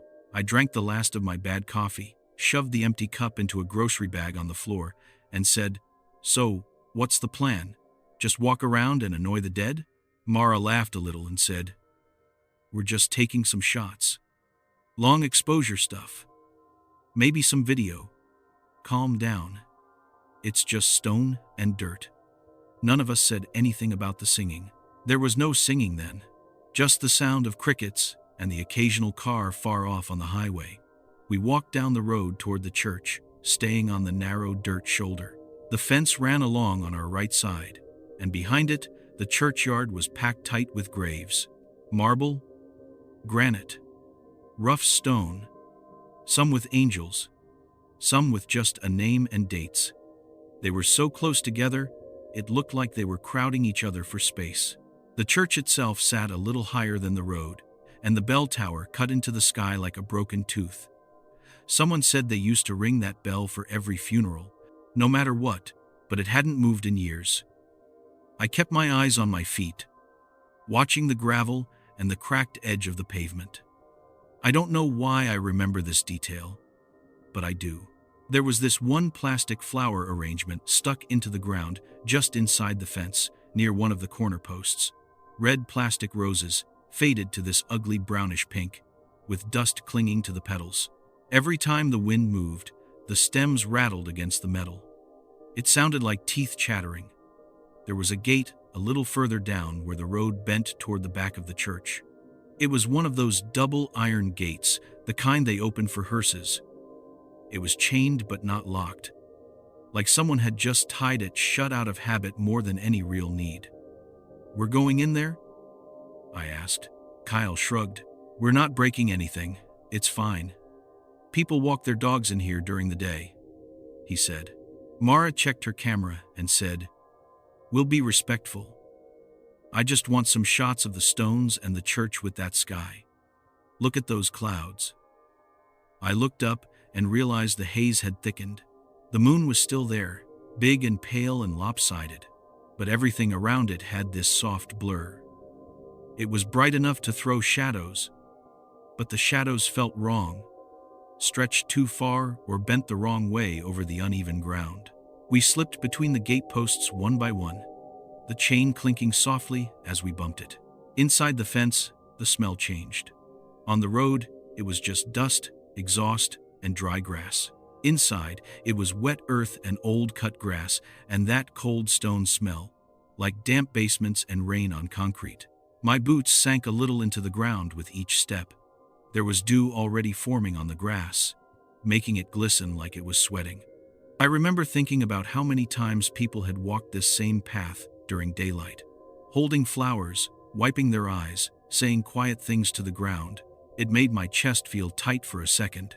We moved between the rows, our small flashlights painting yellow tunnels through the dark. The stones looked completely different up close, their edges sharp, their names and dates cutting into the surface.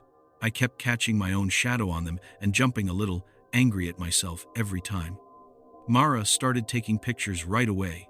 The quick click and faint artificial beep of the camera kept popping in the quiet. She said, "Hold still a second," and asked Kyle to stand near one of the bigger headstones so she could get some scale. He did, posing like an idiot, hands out at his sides. It was stupid and normal, and I almost relaxed. Then I heard that first note. It was so soft at first, I thought it was just wind in the bell tower, or the distant radio of some car on the highway. A low sound, stretched out, rising and falling just enough to feel like a human throat was doing the work. I stopped walking without meaning to, my foot halfway over a sunken patch of ground, and I listened. It came again. Not a word you could pick out. Not at that distance. Just a sound with shape and intention. A melody, old, slow, like something they would play in a church with stained glass and wooden pews that creak when people sit down. "Do you hear that?" I said. Kyle turned his head. Nate laughed and said, "Man, don't start already." Mara lowered her camera, her face suddenly serious. "No. Wait," she said. "Listen." The others fell quiet. Our little flashlights buzzed faintly. The crickets seemed to pull back, like the sound of them got thinner. That voice, if you want to call it that, grew clearer. It was humming, not singing words. A hymn or something like one. You know those songs that sound like they're about peace, but they make your neck prickle because you can hear funerals and slow walks and people trying not to cry behind the tune?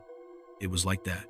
It came from somewhere near the old church building, not from inside the tower, not from any one window. It sounded like it was rising from the ground itself, right where the choir would have stood if the church were still open. "Maybe somebody left a radio in there," Jordan said, but his voice wobbled. "Or somebody's messing with us." I wanted it to be that. I really did. I wanted to see some kid with a speaker and a phone hiding behind a grave, giggling at how clever he was. I raised my flashlight and shined it toward the church, but the beam cut off against the dark bricks and the boarded windows. The humming went on, unwavering, as calm as if the person doing it had been standing there for hours, not even running out of breath. "We should go closer," Mara said. "No way," I answered. Just like that. It just came out. "We came all the way here," Kyle said. "I swear to God, if it's just some old speaker, I'm not leaving until I see it. Come on, man. We'll just go to the edge." Against my better judgment, I followed them. That's the part that eats at me. I could have turned around. I could have stepped back through that gate and gone home and gone to bed, and this would just be some dumb story about the night I chickened out. But I walked right along with them, weaving between stones worn so smooth by time and weather that you could hardly read them. We passed one, with the date worn off. Just a last name, the letters chipped in a way that made them look like they were melting. There was another, with plastic flowers that were newer, bright purple and green, the stems jammed deep into the soil. The air around those felt colder. The humming grew louder as we approached the side of the church. It held the same pattern over and over, like the person humming only remembered that one line of the song and never moved on from it. No breaths, no breaks, just that low rise and fall going under my skin. "This is stupid," Nate muttered. "This is so stupid." "You can wait by the gate," Mara said, but even she sounded forced now. We stopped when we reached the path that cut between the closest row of headstones and the side wall of the church. The ground there was uneven and sloped slightly toward the building, like everything was being pulled in that direction. There was a small door in the wall, half-rotted wood with peeling white paint and a crooked handle. It was the kind of door that might have led to a side entrance or a storage area. It was swollen shut, and boards were nailed over it anyway. No light came from the cracks. The sound, though, was right there. It was like standing next to a speaker at low volume, every note vibrating just enough in the air that you could feel it in your chest. Only there was nothing playing, nothing you could see. "It's coming from under us," I said. It hit me all at once. I don't know how I knew, but I did. It wasn't in the church. It was under the ground, under the foundation, like someone was standing in a room or a pit beneath the choir, humming up through the stone and dirt. "Choir pit," Mara whispered. "Some old churches had those, right? Spaces under the front area?" Nobody answered her. Kyle raised his flashlight and swept it slowly along the wall, then down over the grass at our feet. "We should record this," he said. "Get a clip, then we can go." "We should leave," I said again, but quieter this time. My mouth was dry. My hands felt too big, like I didn't know where to put them. Mara was already lifting her camera, focusing on the dark windows above, the line of the roof against the sky. "Just hold still a second," she said. "If I do a longer exposure, I might catch where the sound is bouncing, like some reflection." Her words didn't even make full sense. but I could tell she was trying to sound like she knew what she was doing so she wouldn't lose her nerve. The humming shifted. It didn't change tune or speed, but something about it bent. Like the person humming turned their head or moved a step closer to where we were. It vibrated differently in my chest. Higher up near my throat, I swallowed and tasted metal. Man, I swear to God, if this is you with a Bluetooth speaker, I'm going to be mad later, Nate said. He directed that at Kyle, but nobody laughed. Kyle said, "It's not me," and his voice was almost too soft to hear. That was when the noise stopped. No fading, no trailing off, just a hard cut, like someone pressed a button in the air above us. 1 second, there was this low, steady humming, and the next, there was nothing. Not even crickets. Not the highway. Not the little clicks of Mara's camera. My ears rang. The silence was deep enough it almost hurt. I didn't realize I was holding my breath until my lungs burned and I had to suck in air. And when I did, it felt cold and heavy, like it didn't want to go all the way down. "Okay, that's it," I said. "We're done. We heard your church song, or whatever that was. Time to go." I turned, intending to step back the way we had come, and saw her standing between us and the nearest row of headstones. She wasn't there a heartbeat before. I know that because I had just looked that way, eyes sweeping past the stones, the road, the fence, making sure we were still alone. I would have seen anybody walking up. This woman just existed there all at once, like the air decided it was tired of being empty in that shape and filled it with her. She was wearing what looked like a choir robe, but not the clean kind from church postcards. It was shredded at the hem and sleeves, torn in long strips that hung and fluttered a little even though the air around us was still. The fabric was a dull, dusty white that might have once been bright. It clung to her shoulders and chest like it was wet, but there was no shine to it. Her hair was long and dark and pulled back in some simple way, but the back of it looked wrong, like part of it was sticking to something just out of sight. I could not see her face clearly. That is the part that I keep trying to explain and nobody understands. It wasn't blurred or covered. It was just never where my eyes thought it would be. I would look straight at her and my gaze would slide off, catching the line of her jaw, the curve of her cheek, the hollow at her throat, but never the full picture. My brain kept telling me if I just tried a little harder, I would see. But every time I focused, something in my head would stutter and skip. Her feet did not touch the ground. I know how that sounds, like some cheap scare story, but that's exactly what I saw. The hem of that shredded robe hung a few inches above the damp grass. There were no shoes, no bare skin, nothing under the cloth except air.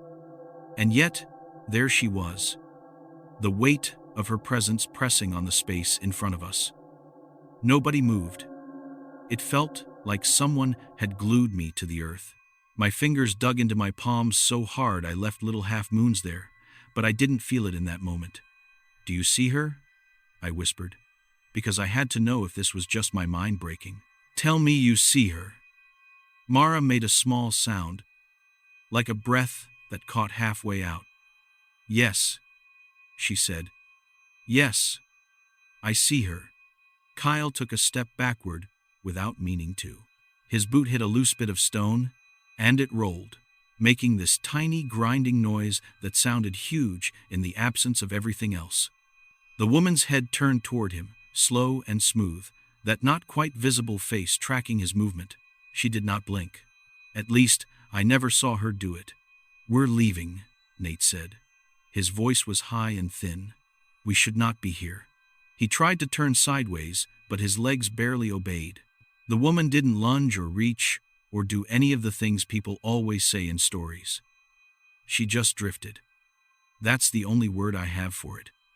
Her body moved forward without any visible effort, her robe shifting around her like it was underwater. She passed between two headstones without disturbing the grass, closing the distance between us at this slow, steady pace that was somehow worse than if she had rushed. If she had rushed, I might have run.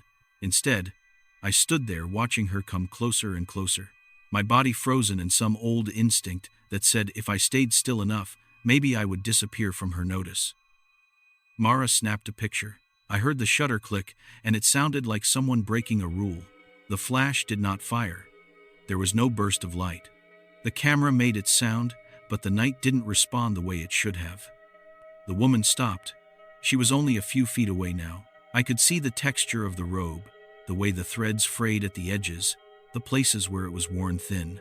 I could almost make out the shape of her collarbones beneath the fabric. My heart was hammering so hard I thought I would fall over. "Ma'am," Jordan said suddenly, like he was talking to a lost person in a parking lot. "We are sorry. We didn't mean to bother you." "We'll go." The woman's head turned toward him next. The air around us got heavier.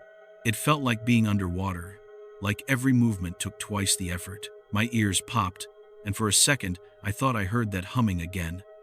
But not from her mouth, from somewhere deeper, like it was echoing inside my own chest. Then, as if a switch was thrown, she pivoted. She turned her back to us, the shredded hem of her robe swaying slightly, and started moving away. Not out toward the road, not toward the gate. She glided along a narrow path between the older graves, heading toward the shadowed side of the church where we had not walked yet. "That's our sign," I said. I wanted to run the other way, but my feet tracked after her, just like everyone else's. That is the part I hate admitting. We followed her. We didn't talk about it. We didn't agree. We just fell in behind, like kids in a slow, miserable parade. The distance between us stayed the same, no matter how fast or slow we tried to move. She never looked back.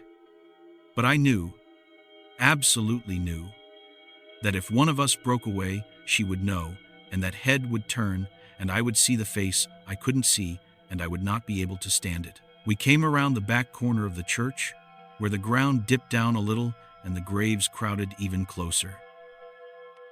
The stones here were older, shorter, some barely more than rough markers sticking up from the earth. My flashlight beam shook as I tried to keep it on the ground so I wouldn't trip. The woman passed through a patch of those plastic flowers, the stems rattling that teeth chatter sound again, and didn't disturb a single one. She brought us to a stop near what looked like a slightly raised patch of earth. Not a fresh grave, nothing that obvious, just a rectangle of ground that seemed more defined than the rest. At the head of it, there was a stone. Not tall, not fancy, just a simple slab with a polished front. I had never seen it before in my life, and somehow I knew exactly what it would say. The woman stopped there, floating just to the side of it. She angled her body a little so we could see. "No," I said. It came out of me from somewhere low and terrified. I didn't want to look, but my eyes dragged up from the grass anyway, following the dark line of the stone, the little chips on its side, the way moisture clung to its base. The name on it was mine, first and last. The letters carved deep and clean. Below that, the date of birth was correct. Month, day, year. There was another date, too. Not some time far away. Not some distant old age I hadn't reached. It was the day we were standing there. The exact date. Freshly cut into stone with sharp edges, as if the chisel marks were still cooling. "Is that a joke?" Kyle said. His voice broke on the last word. He stepped sideways, looking at the next stone. That one had his name, first and last. His birthday. The same final date. Nate stumbled to another stone. His flashlight beam swung wild, catching carvings, moss, little pools of water in low spots. Every stone around us, in that tight little cluster behind the church, had one of our names. You ever seen your own name in a place it isn't supposed to be? On a form you never filled out, in a file you never made. Your brain stalls. Mine did. Part of me kept thinking someone had access to our IDs, our social media, whatever, and had pulled some elaborate trick. But the stone was cold when I reached out and touched it, and the grooves of my name were real under my fingers. "This is not funny, man," Jordan said. "Who came out here and carved this?" Nobody answered. There was nobody to answer. The woman in the robe stood there, tilting her head slightly like she was listening for something. Mara raised her camera again, hands shaking so hard I could hear the strap rattling. "I need proof," she said. "I need to know this is not just my brain freaking out." She snapped photo after photo, the shutter clicking quick and frantic. The flash still did not fire. The screen on the back of the camera glowed faintly. "Show me," I said. "Show me the pictures." She didn't answer at first. She scrolled through them, thumb moving in jerks. Her breathing got louder. Finally, she turned the camera so we could see. Every image showed the graveyard, the stones, the church wall, the empty ground where we stood. But in each one, those stones at the back had names on them, our names. And in the last few, the ones she had just taken, something else had changed. The dates on the stones were not all the same anymore. Mine still showed that day. Kyle's showed 1 week from then. Nate's was 3 days away. Jordan's and Mara's were different too, spaced out over some invisible schedule. It was like someone had decided on an order. "This doesn't make sense," Mara whispered. "I just took these. I swear to God, I just took these. And the dates were all the same in person. Look at them." I turned back to my stone. The date had not changed. Still that day. The woman moved then. For the first time since we saw her, she stepped, or whatever you want to call what she did, closer to me. The space between us shrank until I could smell something. It wasn't decay or smoke or anything dramatic. It was just old air. Air that had been shut in a place with stone walls and no windows. Dry, stale, a little sweet around the edges. Like forgotten flowers.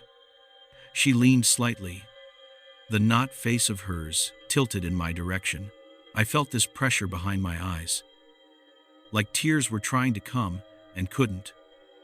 My vision blurred at the edges. I thought I heard that humming again, but softer, right in my ear, like she was reminding me of something I had never known. "We have to go," I said. "Now, I mean it." I grabbed Kyle's sleeve and yanked. The spell, if you want to call it that, broke for him. He stumbled, nearly falling into the next row of stones, and swore under his breath, catching himself. Nate turned away from his own grave, hands shaking. "Run," he said. There was no courage in it. Just survival. Just run. We did. We didn't talk about staying together or holding hands or any of that. We just turned our backs on those stones and that woman, and we ran. The ground fought us. Every step felt heavier. The grass clinging to our boots. The earth sucking at our souls like mud, even though it had been dry all day. My breath roared in my ears. I glanced back once, against every instinct screaming at me not to. She was still there, standing in the cluster of our stones, watching, or whatever passed for watching. She did not chase us. She didn't have to. That was the worst part. If she had chased, if she had screamed or flown over the graves, it would have turned it into a different kind of nightmare, one with a clear villain and a clear escape. Instead, she stayed. And I knew without anyone telling me that the distance didn't matter. That I could run all the way home, and she would still be as close as she needed to be whenever that last date came due. We burst out through the gate in a ragged line. The chain rattled against the metal post with a sharp clang that echoed down the empty road. The night sounds rushed back all at once. Crickets, far-off traffic, the distant bark of a dog. It was like the world had remembered how to be normal as soon as we left the boundary of the graveyard. I bent over, hands on my knees, gulping air that finally felt like it would reach all the way into my lungs. My chest hurt. My legs shook. "Did you see that?" Kyle gasped. His eyes were wide, whites showing all around the iris. "Tell me I didn't imagine that. Tell me you all saw the stones." "We saw them," Mara said. She was staring at her camera like it was a bomb that might go off. "We all saw them." Nate leaned against the side of his car, sliding down until he was sitting on the gravel. He pressed his palms to his forehead. "I'm not going back in there," he said. "I don't care what happens. I am never going back in there." We argued in broken sentences about what to do next. Call someone? Who do you call for something like that? The police? What would we say? Hello, officer. The graves behind street. Hollows are predicting our deaths. Nobody would believe us. A priest? The place hadn't had one in decades. The county? The town council? I could already see their faces in my mind, polite and tired, thinking we were drunk or looking for attention. We delete the photos, Jordan said suddenly. If we erase them, maybe it breaks whatever this is. Mara hugged the camera closer to her chest. If we erase them, then nobody will ever believe us, and I will start thinking I imagined everything, she said. I need something solid. She scrolled through them again with trembling fingers. Besides, what if deleting them makes it worse? The idea of that made my stomach twist. Like we'd be destroying some kind of warning. The dates. The order. I want to go home, I said. That was all I knew for sure. I want to go home right now. We can talk about this tomorrow in the daylight. I'll come by your place. We'll look at the pictures. We'll figure something out. The others agreed. Not because it was a good plan, but because it was the only one that didn't involve going back under that bell tower. We got into our cars. My hands shook on the steering wheel so badly I could barely get the key into the ignition. When the engine finally turned over, the sound was the best thing I had ever heard. I checked my phone. It was 12:41, less than 2 hours since we had parked. It felt like a whole different lifetime. On the drive home, I took the long way. I went out toward the highway, then back in on a different road, even though it added 10 minutes. I refused to pass any cemetery, any cluster of headstones, even the little family plots some people have in their yards out here. When I got to my apartment, I locked the door twice and shoved a chair under the doorknob like that would help. I went to the bathroom and splashed water on my face. It smelled like the same old tap water as always. But for a second, when I looked up and met my eyes in the mirror, I thought I saw the shape of that robe standing behind me over my shoulder, just for the length of a blink. When I turned, there was nothing there. I didn't sleep. I lay on the bed in my clothes with the lamp on, staring at the ceiling, listening to every little creak of the building like it was a footstep on gravel. My mind kept replaying the same loop, the woman appearing, the grave with my name, the date, her drifting away, leading us like we were the ones out of place. The next day, I went to work. That sounds insane, I know. But what else was I supposed to do? Stay home and stare at the wall. I carried laminate planks and cut trim and tried to talk about football with the guy on the crew who hadn't been there last night. Every time my phone buzzed, my heart jumped. Around lunch, I checked it and saw messages from the group chat. Mara had sent a picture. Not from the graveyard, from her kitchen table. It showed her camera, lying there next to a notebook. She wrote, "All the shots from last night are there." I backed them up to my laptop. Dates are the same as we saw at the end. I don't know what to do. Under that, Kyle had written, "We don't do anything. We leave it alone. We just live our lives and pretend we never went out there." Nate wrote, "Easy for you to say. Yours is a week out." He followed that with, "Mine is tomorrow." Tomorrow? How am I supposed to pretend about that? My stomach dropped. I had tried not to think about the spacing of the dates, tried not to line them up with my own calendar. Seeing it there in plain text brought it back into focus. Mine was that night. I looked at the clock on my phone. It was 12:26. I had a little more than half a day left if the stone was telling the truth. Or maybe that was all nonsense and I was just feeding a fear that had no purpose. People do not get their end dates carved before they die. That is not how the world works. I told myself that over and over. At 3 in the afternoon, my boss said I could go home early since we had wrapped the job faster than he thought. Normally, I would have been happy. That day, it just meant more hours alone with my head. I forced myself to stop by a grocery store on the way back, to walk under those bright fluorescent lights like a regular person shopping for regular things, just to prove I could. I picked up bread, some deli meat, a bag of chips I didn't want. Everyone there looked normal. There were kids begging for candy near the register, an old man arguing about a coupon, a woman scanning items with bored eyes. None of them had any idea that I was counting the hours like they were drops of water in a leaking bucket. I drove home with the radio on loud. One song after another. The DJ's voice cutting in with jokes and weather updates that sounded like they were broadcasting from another universe. When I pulled into my apartment lot, it was just starting to get dark. The sky had that deep blue shade that happens before full night, and for a second, it reminded me of the way the graveyard had looked just before we heard the humming. I parked under a flickering light and sat there. I should have gone inside, locked the door. I should have done anything except what I did. At 6:17, my phone rang. It was a number I recognized, Mara. I answered on the second ring. "Hey," I said. My voice sounded rough in my own ears. "Are you okay?" She didn't waste time. "Nate is not answering," she said. "He said he was going to stay with his cousin today, that he didn't want to be alone." I tried his cell. No answer. I tried his cousin's landline. No answer. Kyle says we're overreacting, but he also keeps asking what time the stone said. The back of my neck went cold. "Maybe they went somewhere," I said. "Maybe they turned their phones off. Maybe," she said, but there was no belief in it. "Listen, Dylan, something else happened."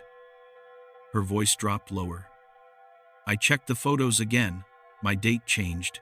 My grip tightened on the steering wheel. "What do you mean changed?" "It moved," she said. "It was next week. Now it's sooner." She paused, and I could hear her breathing. "It's tonight. Same as yours." The world outside my windshield felt like it had pulled back, like everything was suddenly too far away. The cars, the trees, the building, all of it going fuzzy at the edges while the sound of my own heartbeat got louder. "Maybe it's just the file metadata," I said, grasping at anything. "Maybe your camera is messed up." "The stone changed too," she whispered. "I went back out there this afternoon. I know you told me not to, but I had to see. The dates on the actual stones had moved. Yours didn't. Mine did. Nate's did not."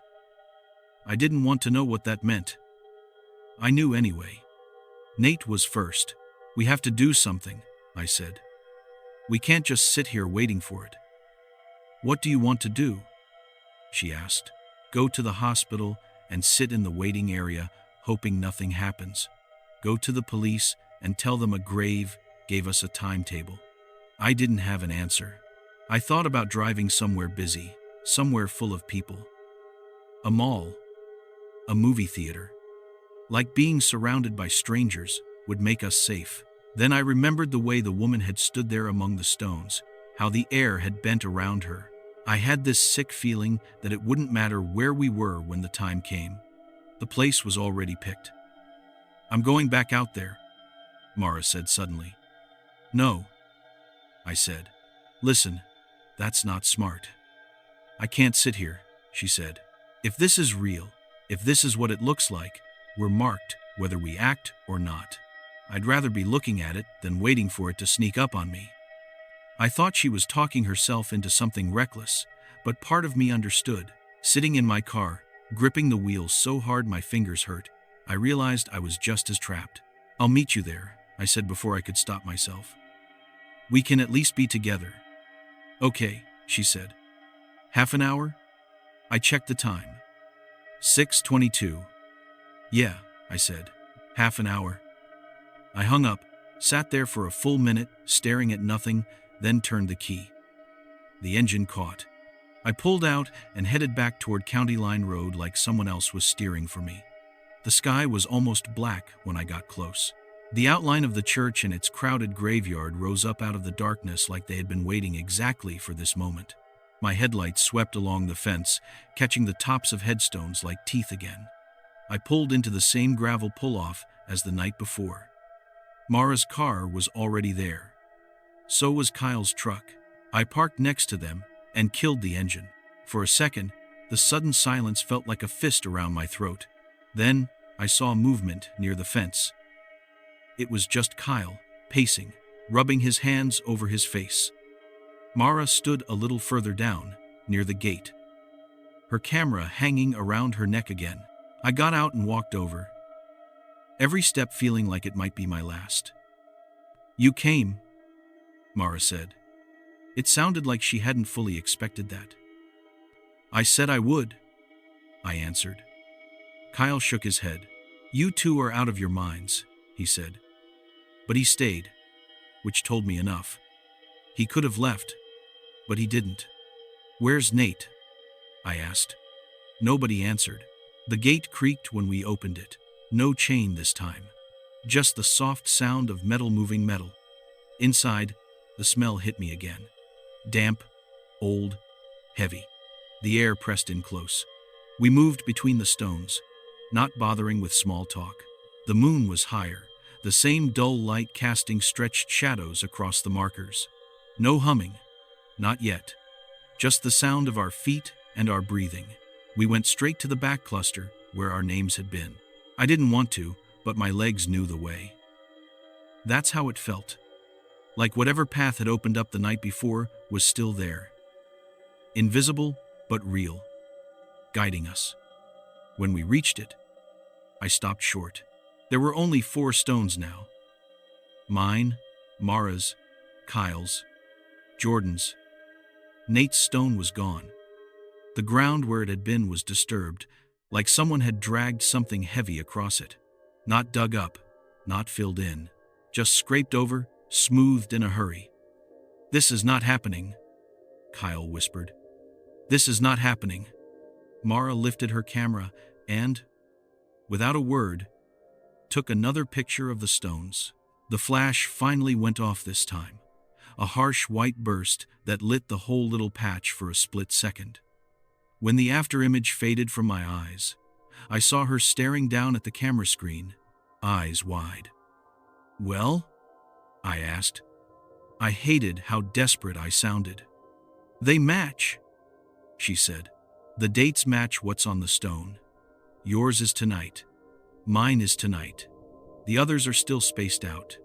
She swallowed. "Nate's is gone. Both here and in the photos." I realized then that the humming had started again. Very low.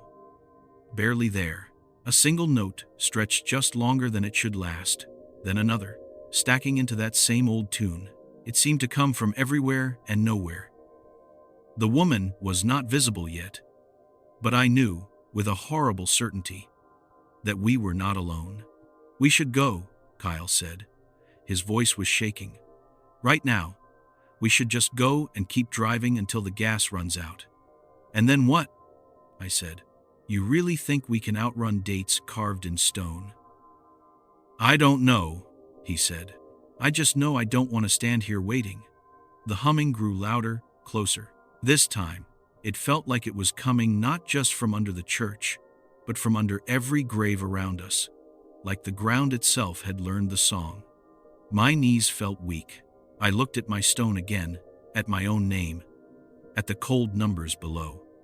It was like staring at an appointment I had no way to cancel. "Maybe we were never supposed to see this," Mara said softly. "Maybe this is just how it always is, and we just bumped into it by accident. Names, dates, orders. Maybe it's everywhere, and we only saw because we were stupid enough to come here at the wrong time."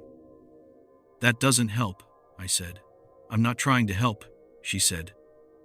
"I'm just trying to understand." The humming stopped. The silence hit just like before. My heart hammered in my chest, waiting for her to appear. For a few long seconds, nothing happened. The night stayed still. Then my phone buzzed in my pocket. The sound made me jump so hard I almost dropped my flashlight. I fumbled it out and looked at the screen. Unknown number. I almost let it go to voicemail, but something about the timing made me swipe to answer. "Hello," I said. Static. For a moment, just static. Then underneath it, faint and thin, that same hymn, humming through the speaker. Not loud, not clear, just enough to recognize. "Who is this?" I said. My voice broke in the middle. There was no response. The humming continued. It did not come from around us. Now, it came from the phone pressed to my ear. From that tiny speaker. My name played through my head over the sound, like the stone was whispering it. I hung up, hands shaking. The moment the call ended, the humming in the air around us cut off too, like they had been linked. My phone buzzed again immediately. Same number. I didn't answer. The screen lit up, the device trembling in my hand. The others watched me, their own faces pale in the weak light. "What is it?" Mara asked. "Nothing good," I said. My voice was flat. The call went to mist. After a few seconds, my phone chimed with a new notification. A picture. My stomach clenched. I opened it. It was a photo of the graveyard from the night before, taken from somewhere above us. The angle wrong, like a camera had been mounted in the sky. I could see the four of us from last night, small and pale against the dark grass, standing in that same cluster of stones. In the picture, the woman in the robe was not where I remembered her. She was behind us, one hand raised, pointing past us, toward the road, toward the gate, toward the world beyond. "What is it?" Mara repeated. I handed her the phone with fingers that barely obeyed. She looked. Her breath hitched. Kyle leaned in, swore softly under his breath. "Who took that?" he asked. Nobody answered because nobody could. The buzzing started again. Call after call, the same unknown number filling my screen, backing up behind my refusal to pick up. The sound of the vibration rattled in my hand like a trapped insect. "Turn it off," Kyle said. "Just turn it off." I powered the phone down. The screen went black. The buzzing stopped. For a second, I felt like I could breathe again. Then, from somewhere behind us, closer to the church wall, the humming started up once more, louder than it had ever been. We turned as one. She was there, near the old side door, standing half in shadow, robe hanging in strips, feet not touching the ground. This time, something about her shape seemed sharper, more defined. Like the longer we looked, the more real she became and the less we did. "What do you want?" I said. "I don't know why," I asked. It felt better than standing there in silence. She didn't answer with words. The humming didn't break. She lifted one arm slowly, sleeve sliding back enough that I could almost see the outline of fingers underneath, and pointed. Not at us. At the stones behind us. Our stones. Then she lowered her arm, turned, and began drifting away again. Not toward the graves this time, but along a narrow path that led to a gate I hadn't noticed before. Half hidden behind an overgrown hedge, it was a small iron gate in the back fence, leading out to the woods beyond the churchyard. "She's leading us again," Mara whispered. "Just like you said. Not chasing, leading." "I'm not going," Kyle said. He took a step back. "I am not doing this a second time. I'm done." I wanted to agree. Every part of me wanted to stick to the ground and let her disappear into the dark, pretend I had never seen that out gate. But my feet moved anyway, pulling me forward. I think some part of me believed that if we followed, we might get an answer. Maybe a bargain. Maybe a way to cancel those dates. We trailed her along the path, between more stones, over ground that felt thinner, like the layer between us and whatever was underneath was worn down. The air cooled with every step until I could see my breath in front of me. Pale little clouds that vanished quickly into the dark. The humming wrapped around us, filling my ears, vibrating in my teeth. When we reached the small gate, it swung open on its own, just wide enough for one person at a time. Beyond it, the trees crowded in, a narrow trail disappearing into the shadows. The woman passed through without touching the metal. She did not look back.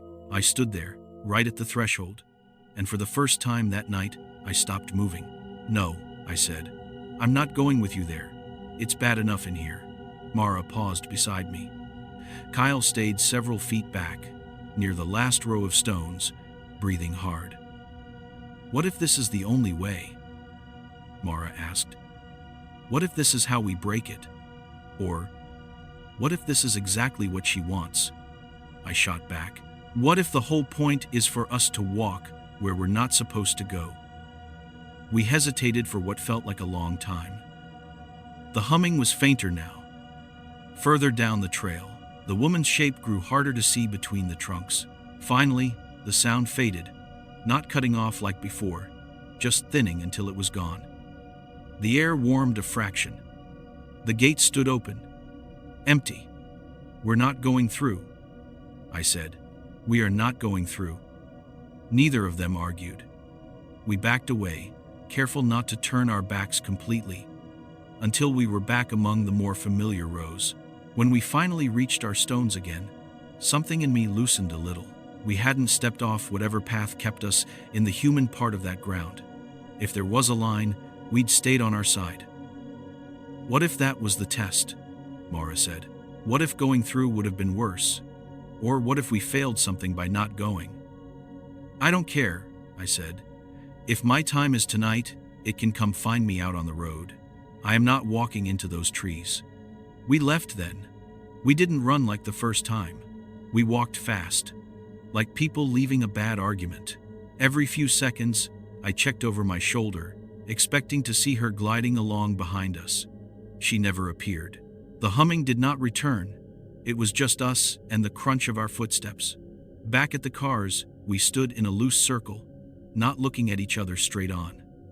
What do we do now? Kyle asked. It might have been the first honest question all night. We go home, I said. We lock our doors. We wait. If morning comes and we're still here, we figure out the next step. And if it doesn't, he said. I didn't answer. I didn't have to. We all knew. We got in our cars. We drove away from the church and the graves and the woman who never had to hurry. I took the long way again, avoiding every cemetery I could. When I finally pulled into my apartment lot, my hands were so numb I could barely take the key out of the ignition. It was just before midnight. I sat there for a long time, watching the minutes tick by on the dashboard clock. 12:01, 12:10, 12:23. Every time a headlight passed on the road, I flinched. At some point, I realized I was gripping the steering wheel so hard my fingers were cramping. I forced myself to let go, to breathe, to open the door. I went inside, locked everything up, and sat down on the edge of my bed, green work shirt still on my back. My phone lay on the nightstand, still powered down. I stared at it. I didn't want to know if there were more calls, more pictures, more humming. I didn't want to open the door any wider than it already was. I must have drifted for a few minutes, not sleeping, just floating in that sick, half-awake state where your thoughts spin and spin. Then there was a sound. Soft, rhythmic, coming from outside my window. At first, I thought it was wind in the branches, a regular sway. Then it shifted, and I realized it wasn't wind. It was humming. That same low, old tune, coming from somewhere just beyond the glass. I stayed perfectly still. I did not get up. I did not pull back the curtain. I didn't want to see, because I already knew what would be there if I looked. A figure in shredded white, feet not quite touching the ground, waiting, leading, not chasing. The sound went on, rising and falling like a heartbeat I couldn't slow. I sat there until my legs went numb and my back hurt and the clock crept past the time carved on my stone. At some point, the humming stopped. The air in the room eased. The next thing I remember clearly is light seeping around the edges of the curtains. Morning. I was still there. Alive. As far as I could tell. Heart beating, lungs working, hands able to move. I turned my phone on with fingers that wouldn't stop shaking. No missed calls. No new pictures. The only message was from Kyle, sent at 3 a.m. It said, "I can't sleep. Do you hear anything? Are you okay?" Mara never wrote. I called both of them. Kyle picked up on the second ring, voice raw. He had heard humming too, he said. From his hallway. From under his floor. It had stopped just after the time on his stone. Mara did not answer. She didn't answer that day, or the next. A week later, word went around that there had been an accident near the woods behind the old church. They said a hiker slipped, hit her head, fell into one of those old sinkholes that open up around roots and rocks out there. It was tragic, but things like that happen. People shook their heads, brought casseroles, said they always meant to put up better warning signs along those trails. I went out there once, in broad daylight, not to the churchyard, but to the edge of the woods from the other side. I could see the trees where that back gate would open if you came through the cemetery. Standing there, listening to the wind move through the branches, I thought I heard a note of humming buried under the rustle. I turned around and went home. I haven't walked past a cemetery since. I cross the street if I see a fence with stones behind it.